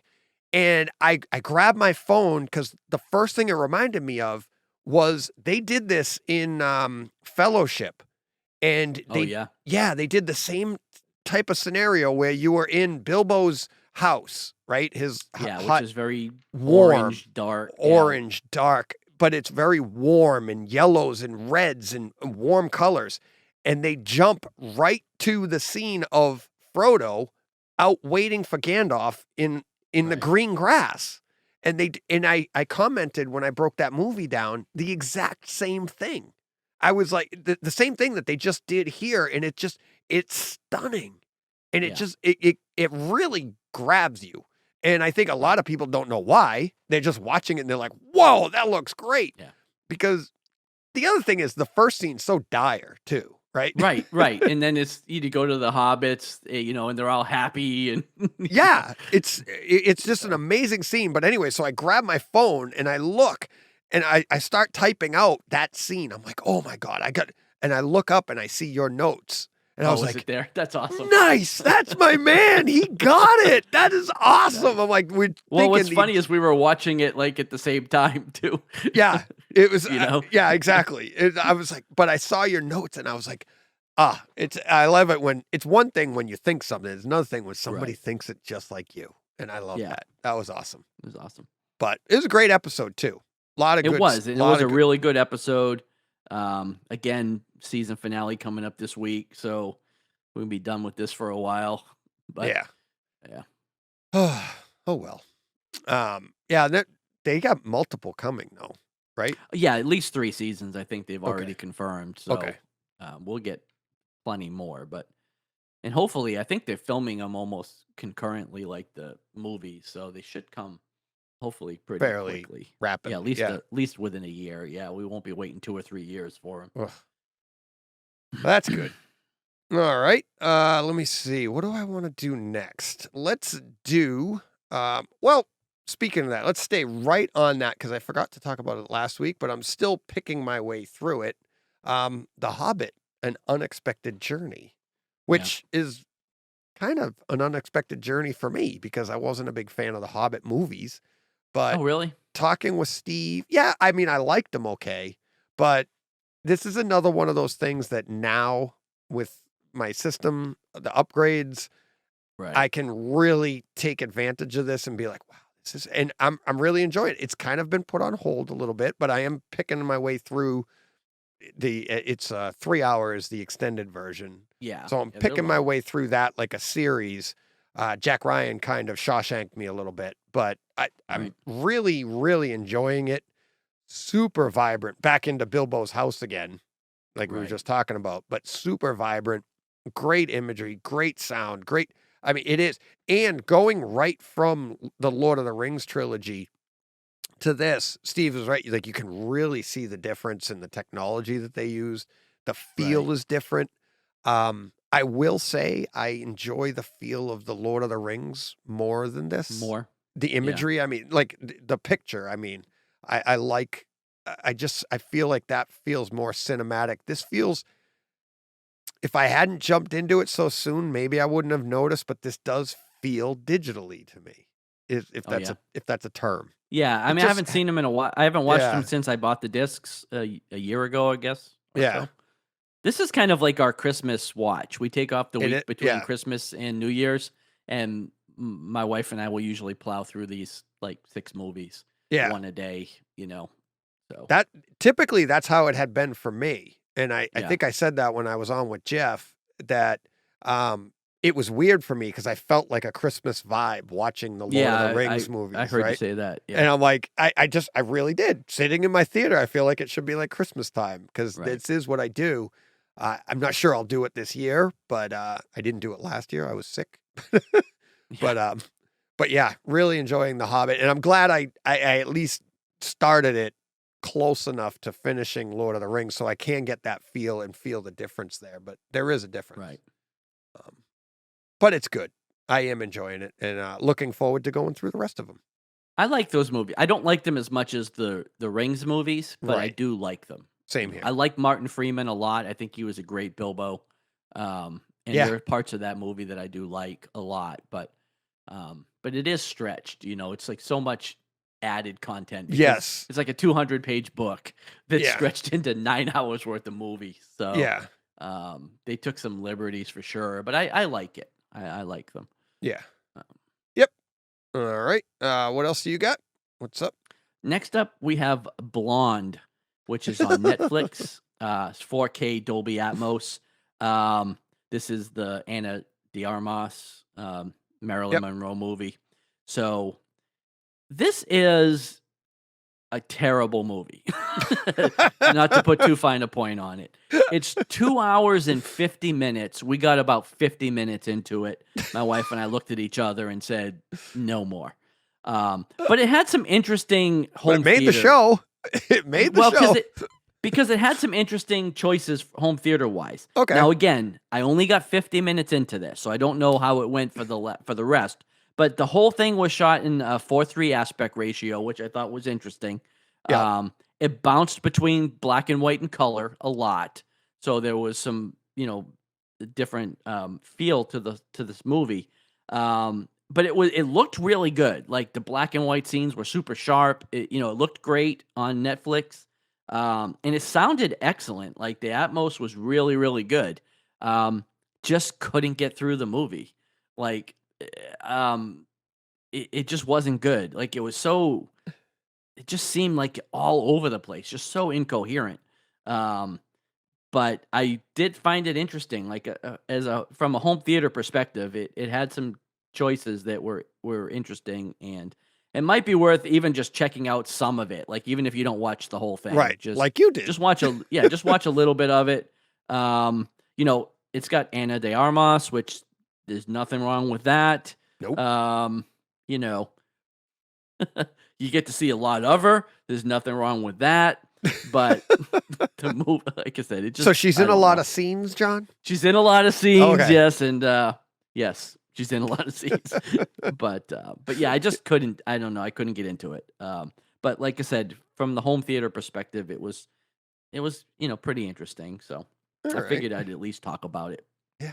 I was fascinated by seeing but your last line, which we can't say here, but Yeah, the movie is crap. Let's yeah, put it that exactly. way. Yeah, that's a nice way to put it. Yeah. Yeah. All right. I went down a rabbit hole this week. So let me see if I can find the order here that it started. Not a hobbit hole, but a rabbit hole. Not a hobbit hole, but a rabbit hole.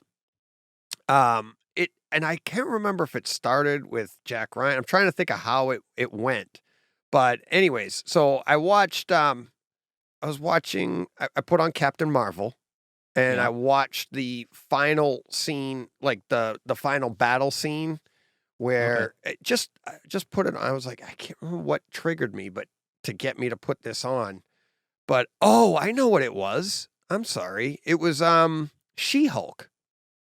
Okay. So I'm not enjoying that show.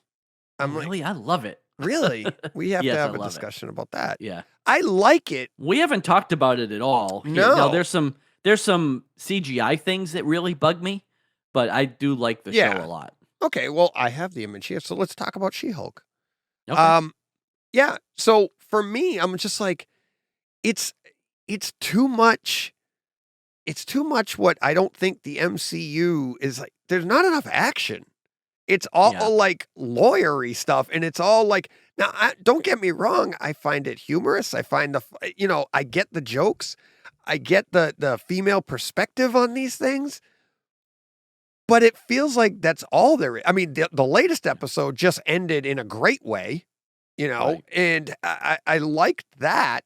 But it's now we get the finale, so Right, but it took a felt long like, time to get there. I mean, there's literally episodes where she looks at the camera and goes, the wedding one. Yeah. Now that one I didn't enjoy as Exactly. much. But I felt like there was a lot of that throughout this season where you just were like, wait, this is, these MCU movies is supposed to be action. That's what they appeal to. It's not designing women. Right. It's the But it wrong is- market. But it's been billed from the beginning as a 30-minute sitcom, and that's kind of what it is. Right. But it's okay. a show about nothing, right? It's Seinfeld-ish in a way. Well, like- no, it was so like look at WandaVision. That was Right. billed as like how they're gonna do sitcoms, the old sitcoms, and but there Right. was still action. Yeah. There was still suspense. Most of this season, I don't know what the story is. Where is this going? How does this play into the MCU? What does I have no idea. Again, I'm liking the show. I just feel like it's not really a part of the MCU. I feel like it just felt weird to me, and I was that's why we haven't really talked about it. I don't know where it's going, and then I mean we're finally ending it, but it does even like just the way you just said that, doesn't it feel like a little too late to come up with some action? Yeah, well, again, like I said, I've enjoyed it for what it is. I kind of knew, I guess it's what I expected going into it, because they kind of told us that it was going to be very light and very, a lot of fourth wall breaking. Yeah, I like that stuff. And, yeah. I did kind of think by the mid part of the episodes that we would have like an overarching villain type story, which there kind of was, but we really didn't see any of it till the very end. And even now, I don't know what the goal of the villain is. No. Is it just to expose her as They want her basically blood? a tramp, right? Like she just sleeps around a lot. That's all they care about. Like I Right, don't know which is I don't Tony know what Stark. the end game is Okay. there, but but I don't know. Like I guess I kind of I'm getting what I thought it was going to be, and like I said, I've enjoyed it. I'm enjoying it. I loved the Daredevil episode. I thought it was great, But yeah, it does sort of lack that villain or stakes to the MCU. I guess even like you said, we know they're in the MCU, but what's the significance to it? Right. But I could almost say the same for Werewolf by Night too, right? Like that's in the MCU, but what is that?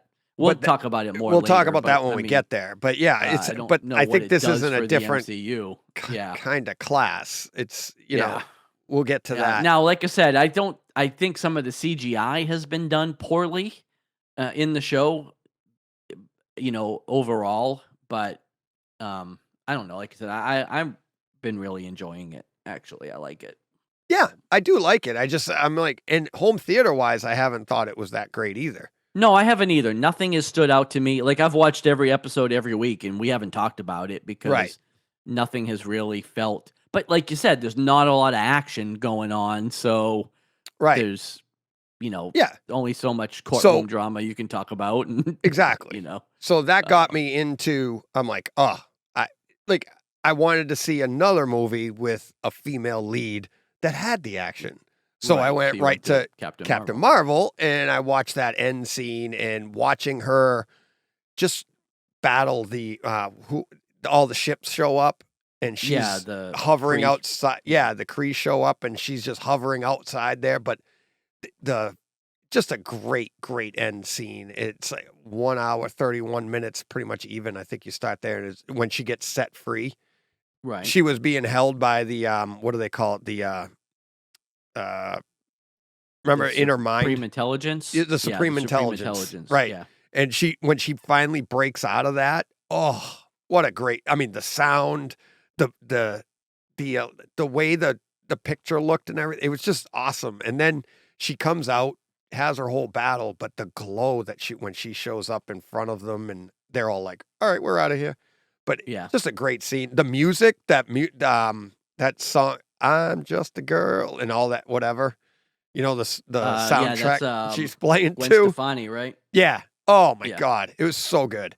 But that scene there got me into, I was like, oh, I gotta see what was Yeah, the- because I see you went down the MCU. Yeah, I didn't notice these all before. Yeah. until just now. So I was so I ended up putting on after that, I was like, oh, I gotta check that. I hadn't seen Black Panther in a while.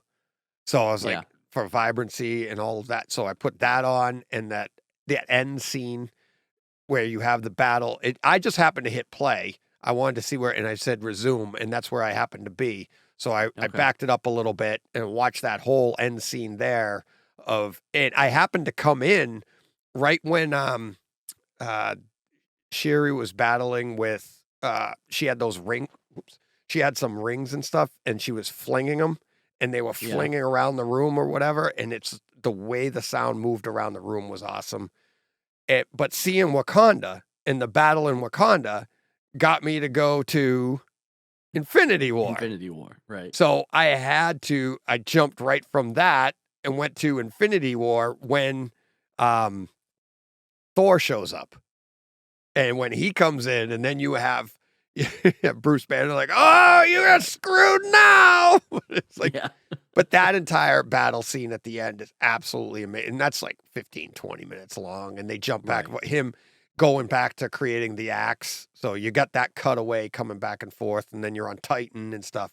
But jumping back and forth, that got me to doing all that. And then I was like, oh, those are great scenes and everything. So from there, I don't know why. I do know why. Now I remember why. So I'm watching all of this, and what's his name? Dave Bautista is in, of course, he's in Infinity War and all of that. And I'm like, what's another? And don't ask me why, but he's at the beginning of Blade Runner Right. 2049. Which that's the best part of the movie too. Oh my God. Yes. And so I haven't watched this since I've got pretty much all of my stuff. I've watched it. Right. I've flipped through it with the Lumigen, but that was a while ago. But man, it is absolutely, I mean, that opening scene, the bass. Yeah, that whole thing with the shuttlecraft or whatever it is. Yeah. And Yeah. the bass is, you're like, I had pieces on my wall behind me vibrating a little bit. Just, Oh, yeah. Oh my God. You make sure now my, all of my posters that are hung on the wall that are framed, they all have like museum putty behind them. So those don't move. Right. But I've got a couple of things on the shelf that don't but I've never really heard them. But this Blade Runner, the opening to Blade Runner 2049 is just, I mean, it's just that long vibration. And then it goes under your seat, but then there's some stuff going on because, like you said, that overheads start to engage. Right. And just when you think it's like, okay, it calms down, you got about 4 minutes of demo material going, and it calms down a little bit. But then you get into the Ryan Gosling and Dave Bautista In meeting. the fight, yeah. And it's those punches. And I was just about to go to bed, and I was like, oh, okay. I just watched that opening scene, and I was happy with it. I'd been down this route. I literally had just been watching all of these things in a row. So it took me like a little over an hour, maybe. And I'm like, I'm ready for bed. And then all of a sudden I was like, oh, wait a minute. I remember that. Okay, let's see.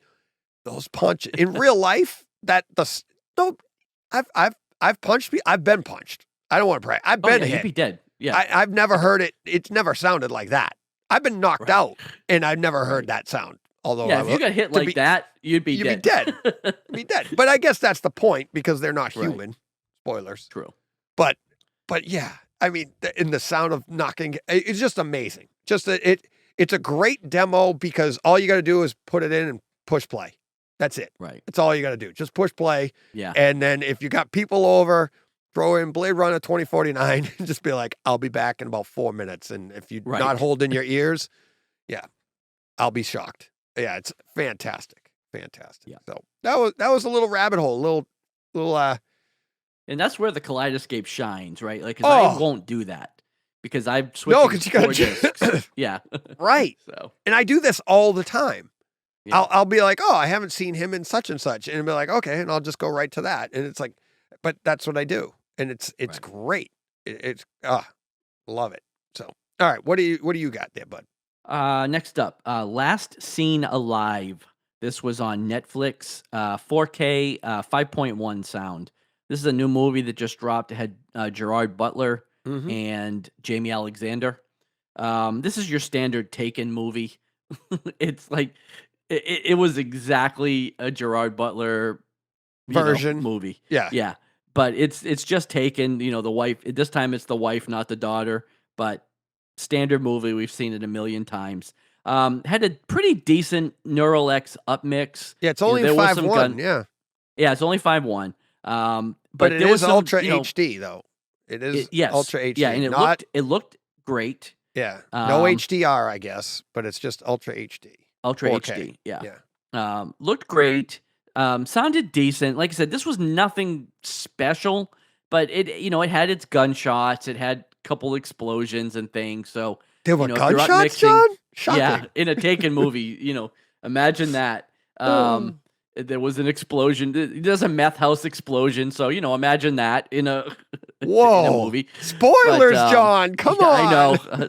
Spoilers. He gets her back in the end. Don't want to spoil anything for you. But like I said, it was decent. I watched it, and I figure some people will see this, so they might, want to check it out. But nothing special. It was just a decent action movie. Kept us going for 90 minutes or so, but it did more than Blonde. Yeah, more than Blonde. Actually, I went from half a Blonde, a third of Blonde, to about 30 minutes of The Green Knight, and this was the first movie that we actually watched all the way through on Sunday. And I don't know if it was just like we were determined to get through it, or if it entertained us enough. But it was, like I said, it was standard action movie, and it was fine. But nothing you haven't seen before. Yeah. So. All right. Sounds like a fun watch. But it's fun. Yeah. You'll like it. Yeah. Let's see. We'll go with my.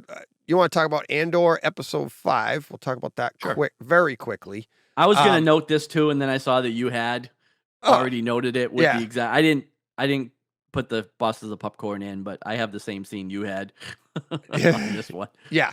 And Steve brought it up. Steve brought it up last week when we were, let me look for the image. My image didn't show up here. That scene caused my wife to look over at me and go, "That's really loud." It was really good. Because it was a little painful. Yeah. Yeah, but it was so good. It was so good. For some reason, I don't have the image. It's not showing up for me. But anyways, we can keep on talking. But yeah, the TIE fighters. And you get the first one comes by. Spoilers, this TIE fighters, okay, everybody? Yeah, it's but Star Wars. Steve had mentioned it, and he had just said, like, you get this scene that it's like 10 seconds long, and it's something we've been waiting for. And I loved his remark of saying, like, I don't think we've ever gotten this before. And I think he's right. I don't think they've ever sounded this good.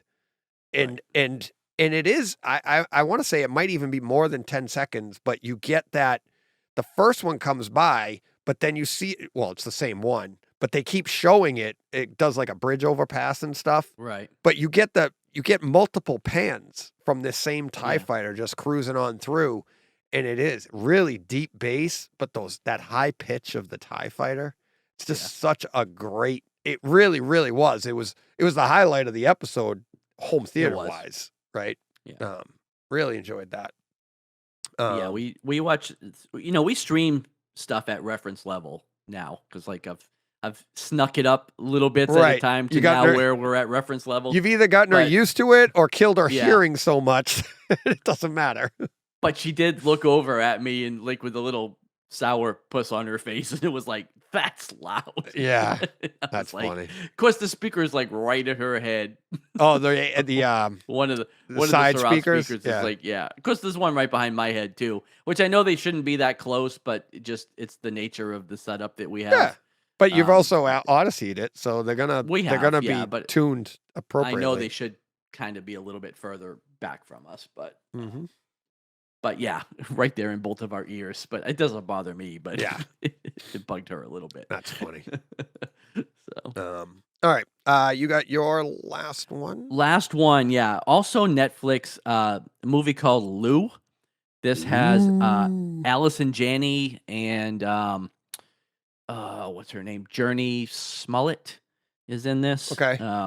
She was Black Canary in the Birds Yeah. of Prey movie.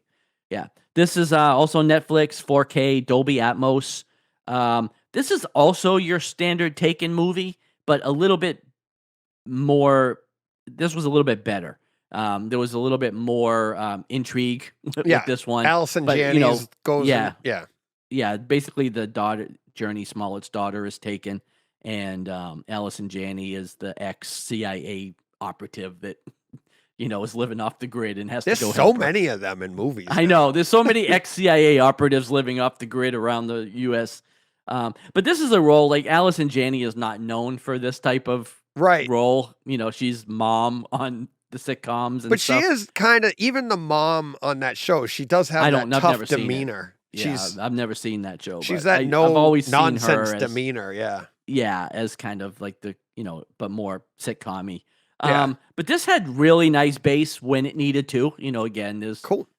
there's the gunshots. This has a big hurricane type storm that happened, so there's really deep bass. Mhm. With all the thunder and all that. This was actually a really good movie and a really good home theater experience overall. Like I said, bass when it needed, good surround when it needed. Everything was there when they needed to have it. But rain, like we said earlier, always sounds great in Atmos. It's just all Yeah. over the room, and Yep. the thunder sounded good. The gunshots were great. So pretty good movie. Again, I think you guys, if you haven't seen it, will probably enjoy it. So Cool. that's it. All right. Let me pull up my last one before we get to Werewolf by Night. So my last one is last week. Here was my inspiration for that. Was what, Bond 60th anniversary. 60th anniversary last week. Yeah, Bond. Yeah. So which one are you gonna go with? There's so many great Bond movies, and what was your first Bond movie that you ever saw in the theater? Want to say Moonraker, or I don't know if Octopussy came before Moonraker, but it was one of those Octopussy Roger was Moore. mine. Yep. And we went to go see it at the drive-in theater, I remember. Oh, really? Which is the one that opened with the ski, I think that's Octopussy. chase? Okay, I so think that was that's the first one. Octopussy, yeah. That was my first James Bond movie. I saw Um, that in the theater, and I was Now, arguably not the best. Like it for most people, it should have been the last one you ever saw too. but we were kids, and but it's we were like kids. Yeah, my first Bond experience was Roger Moore. Yeah. I honestly, we were just kids. We didn't know the I had didn't even know who James Bond was really. at James that point. Bond and my dad wasn't a big James Bond fan. He Right. wasn't a big movie fan, to be honest. And I had no idea of the Sean Connery lore, or that Right. he was not my favorite Bond at the time. And to this day, he's still not my favorite Bond because he's not my Right. initial Bond. I like him. I love Sean Yes. Connery, but I like those movies. But my first was Roger Moore. And then we got Timothy Dalton. Right. But in the meantime, I liked Remington Steele. Yes. Loved the show Remington Yes. Steele, right? And I remember thinking I wanted him over Roger Moore. And then it was like, oh, but he had his contract And with he was Remington. supposed to get and he was supposed to get it, but Right. Remington Steele kept him out of it. So we end up with Timothy Dalton, and then we get the first Pierce Brosnan as James Bond in GoldenEye. And that's the one that I chose because I love Pierce Brosnan. I loved him as James Bond. And you know what's funny? He's the last James Bond before what's his name?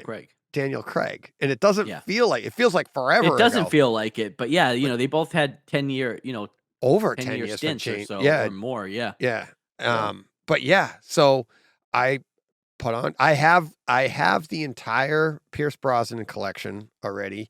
I have the entire Daniel Craig collection, and I have a few others through there. I don't remember which ones, but their Kaleidoscape's having a sale right now, but they did have a sale a while ago on James Bond stuff, and that's when I got all of, because I love those movies. I love Pierce Brosnan, and I love those movies. And GoldenEye was so good on Kaleidoscape, like really good. These are all in UHD 4K. Right. They don't have HDR, but they're DTS 5.1.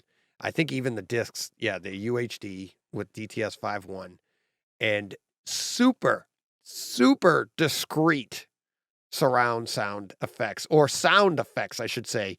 It's textbook like 90s movies where they love doing the pans, but their pans back then were like, go from the left channel and jump it to the right channel. So everything's hyper obvious, and it is so much fun. I just had, the corny lines, and I'm like, these aren't even real like action movies. They're more like action comedies. Right. The one-liners, and you almost want, there's times where you want him to look at the camera because these one-liners are coming, and it's like he even pauses for that effect. But the scenes in this movie, and then you saw the one I put in, and the bass is awesome too. Yeah. But you saw the one that I put in, I'm like, a tank chase scene with the tank drifting. Right. It's like, because he's chasing him down the road, right? And his head's sticking out the top, and he's driving it like he's driving an Alpha. And he's like, he goes around the corner, and the back end kicks out of the tank, and he's like drifts it around the corner. And I'm like, I don't think tanks move like that. Right. There's another scene when the tank peels out. Because, they have that kind of torque. Right, because that's what they do. They get going. It's like, but he had to get it going quick, and they got a close-up of the tank treads, and they show the tank peeling out. Really? A tank tread. Yeah, it's so funny. I haven't seen these in a while, but... But the explosions, the gunshots, everything, the discrete sounds. And the final note I put is like, this is like a definition of discrete versus ambient. Right? Because like a lot of times in movies, we'll talk about sounds that are like the scene you were talking about with the fires going, the smoldering. Right. Those are like, you can hear them and they're all around you, but it's ambience, right? It's just and you can hear it all right. Discrete is like a shout from one direction. You know exactly where it is, and that's what this GoldenEye is. I haven't gone through the rest of them, but that's what these all felt like. It's like everything is very discreet, and it's super fun. Just so much fun. It's like that, like the voices in the tunnel from C. Like, same thing, Yeah. It was a lot of fun. So if you don't have, I love those movies. I love Pierce Brosnan, but those 90s movies and that sound, it was just, I don't have that. I've got the Daniel Craig collection on 4K. I don't have any of the other ones yet. Yeah. The Daniel Craigs are like, those are like real. They felt more like movies, like real movies. They don't have that same campy humor. Towards the end of the Roger Moore era, all the way up through Pierce Brosnan, Bond got a little campy, got a little silly, goofy, fun. And then the Daniel Craig movies came in, and it was almost like, hey, we're going to bring it back to reality. They're a reimagining of Bond anyways, because they're a 5-movie arc that take place kind of There's never been an arc before, right? Right. Yeah. And so, and they kind of went back to the Sean Connery roots a little bit, you know, and made it a little bit more serious. But Bond got kind of fun and silly, Right. throughout Even the the 80s and 90s. Connerys, by comparison, are a little campy just because of the time Because they're- period. Right, 60s, Right. 70s. Yeah. Yeah. Exactly. But these are super campy. Like, Right. but yeah, so that was that. That was a lot of fun. And last but not least, show title. Yeah. We have Werewolf by Night.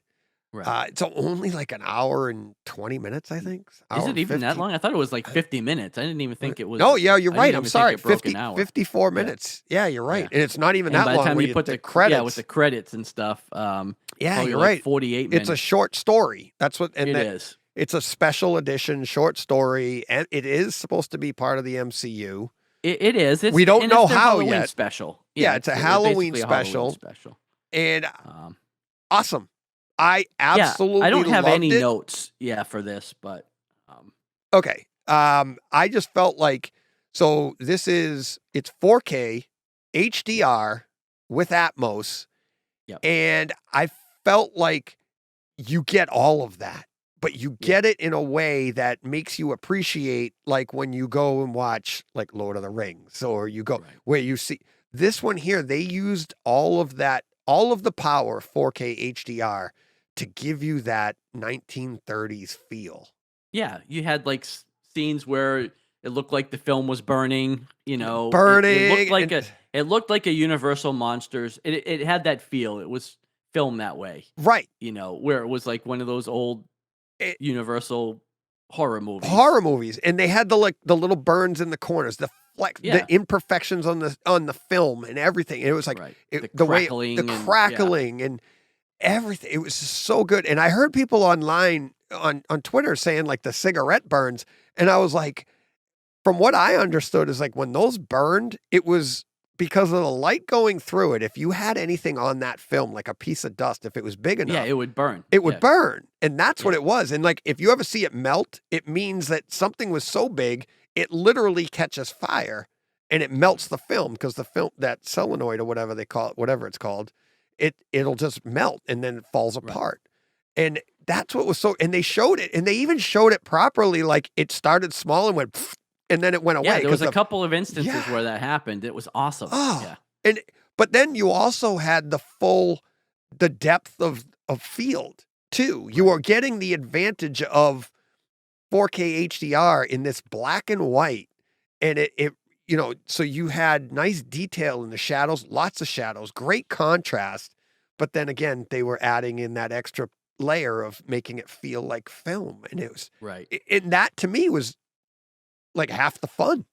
Yeah. Right. And it's like, I think you and I texted about this, but I wanted to grab those. I wanted to start watching those movies, all the old 1930s movies on the Kaleidoscape. I just haven't had a chance yet.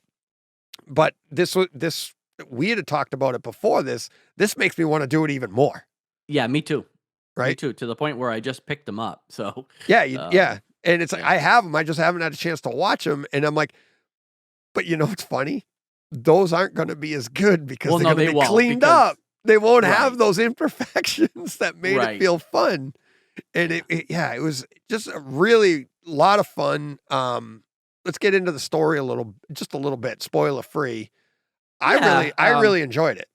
I liked it. I thought it was a little thin in that, like, there was, again, no one really want to spoil anything, but like, he's Werewolf by Night from Jump. Like, there's no origin here. Like, we don't know. It's a short story. Yeah, it's a one-off, a one-night kind of story. Felt like there wasn't a lot of character development and things that happened. But it was fun. Like, it was super fun. I loved, no spoilers because it was in the trailers, I guess, but I loved Man-Thing. Loved seeing Man-Thing in the MCU. He was great. I don't know if we're gonna see these characters again. Like, I feel like Elsa Bloodstone, she plays a role. Like, we could see her in the Ghost Rider movie, maybe, or Blade. So, like, there's potential for this to connect. I thought we were gonna get something like that at the end. Yeah. I actually was waiting for an end credit scene. There isn't one. No. Yeah, there isn't one. Yeah. But yeah, I felt like, I don't know, a little wanting, you know. Well, it is from the story. 54 minutes, and Yeah, but I that's the almost thing, feel it's like not that's a its movie. purpose. Yeah, I think Yeah. that's its purpose. Like, Yeah, it it's leaves a you tease. wanting, and Right. then these characters are potentially going to show up in other parts of the MCU, and I Right. think that's what's fun. This is almost like a 54-minute trailer for something Right. else to come, and Right. I like that. That's a Yeah. fun thing to do because I'm like, not everything has to have the full story given to you. Here you go, try this out, Right. and it's like, all right. And that's what's great about these streaming services like Disney Plus and HBO. They can do these fun things and then integrate these actors or these stories into their bigger projects, and it Right. keeps us engaged. Are they going to have more of this? Are they going to have more like Dracula feature or a Frankenstein feature or something else and incorporate that into the MCU? Right. How does this work out? I don't know, but I Yeah. thought it was fun.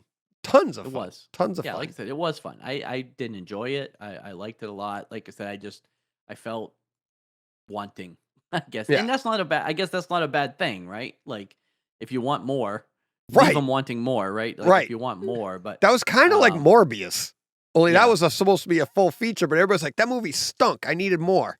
Well, if it stunk, why did you want more? right, why do you want more of it? Right. This You know. steak is horrible. Give me more. Yeah. Give me more. So- But yeah, I liked the actors. I liked Elsa. I liked Yeah. I don't know even the name of Werewolf by Night. Jack something, wasn't it? I don't even remember. Yeah. But I mean, yeah. I liked the characters. I said I liked Man Thing. Hopefully, we'll see him again. And Yeah. yeah, it I was love fun. I love the story. It Lot of had fun. heart. You got some It did. feels in there. It was really good. So really enjoyed that. But yeah, so that's our main topic this week. And Yeah. I think it is deserving though, because I Yeah, it think a was, lot like of I people said, it aren't was good. talking about it, especially in a home theater perspective. But home Right. theater wise, on the big screen, sitting in your theaters, looked awesome. watching this, it did. It was a lot of fun. A lot of fun. Little feel of a drive-in, even a little bit there. It did. Yeah. So And I even liked, again, the makeup of Werewolf by Night was like Yeah. Lon Chaney-esque, I mean, it Yes. was when he not your first traditional, opening scene, yes, like from Underworld or something where, you have these fully transformed and they leaned into it. wolves. Yeah. They even said like, "Oh, makeup, a Yeah. nice touch," or something like that, Right. right? Because you're not sure, is this part of like the movie or is that no? He's wearing makeup. Like Right. in the character is yeah. wearing makeup, not like they're putting makeup to make up a character. No, yeah, you know he what was, I mean? yeah. I don't He know what literally the is a normal significance person was putting there, on but- makeup in the movie. Right. So Yeah. it was like I said, it was a lot of fun. So Steve and I will talk about this or have talked Yeah, about I know this earlier. He wasn't as didn't- crazy, so I'm interested to Yeah, hear I that. don't know why, because I haven't heard his conversation yet either. Right. Me neither. So Yeah. And But I know I saw his tweets about it. yeah. So But I think he liked the theater part of it. here's as well. future listener. They already know what Steve and I talked Exactly. about. Right. Yeah. And future me does too, but Right. Um, Future me does. Hopefully future but me like I said, I does. think he liked the theater part of it as well. Right. I think he had some story issues also. Yeah. So I'd be curious to see what he had to say. Yes. And the listeners are going, we know. Right. We've already heard it. We're looking forward to stuff the listeners already know. I know. Boy, are we backwards. All right. Well, that'll do it for this week. For the people not in the green room, this has been a fight, tooth and nail, to get this show completed. It's been tough. We're 3.5 hours in. I mean, I know the show won't be that long, No. but we've been at this for a while. We've today, been so- 241. We've recorded 241. So we got a Right. lot of green room in there because of what happened. You're in most of it. Yeah. And like I said, we had our own conversation before we Our started. own fun. So, Yeah. yeah. So, but yeah, thank you to everybody for watching. Thank you for everybody listening. If you're still watching, you've been through the show. You've listened to us talk for a couple hours. Steve George jumped in and we listened to us talk for that. You're still listening now. If you haven't hit subscribe, why? Please. Right, what are you waiting for? Now I don't feel bad begging. I mean, it's been Yes. 3 hours, people. Hit the Please do subscribe it. button. Because either, what do you hate watching for 3 hours? Come on. Right. Hit the subscribe button. And if you want to be on the show and participate, or if you want to participate in the green room, all you got to do, come on the show. Yep. Sound easy? It is. It actually easy. very easy. Yep. Very easy. All the listeners are talking. Everybody that's come on has been like, I can't believe how easy it was. And now it's like, we don't even talk about that enough anymore to say that it is easy. Because if anybody's on the fence, super easy. A lot of fun. We just hang out and talk home theater. And as everybody knows, I'll keep it going. Don't worry about it. Right. If you stumble, trust me, as my dad will tell you. Yeah, so you can come on the show, get in the green room. You can be a Patreon member, get in the green room, or a $10 box of popcorn, lifetime membership to the green room. Participate, get the shows early. You get behind the scenes stuff early, and all the great conversations that everybody's having in there. Great time, and more things to come. We're working on some other things for the green room as well. So having a lot of fun over there, having a lot of fun here. Thank you, everybody. John, what do they got to do? Go push play. That's right.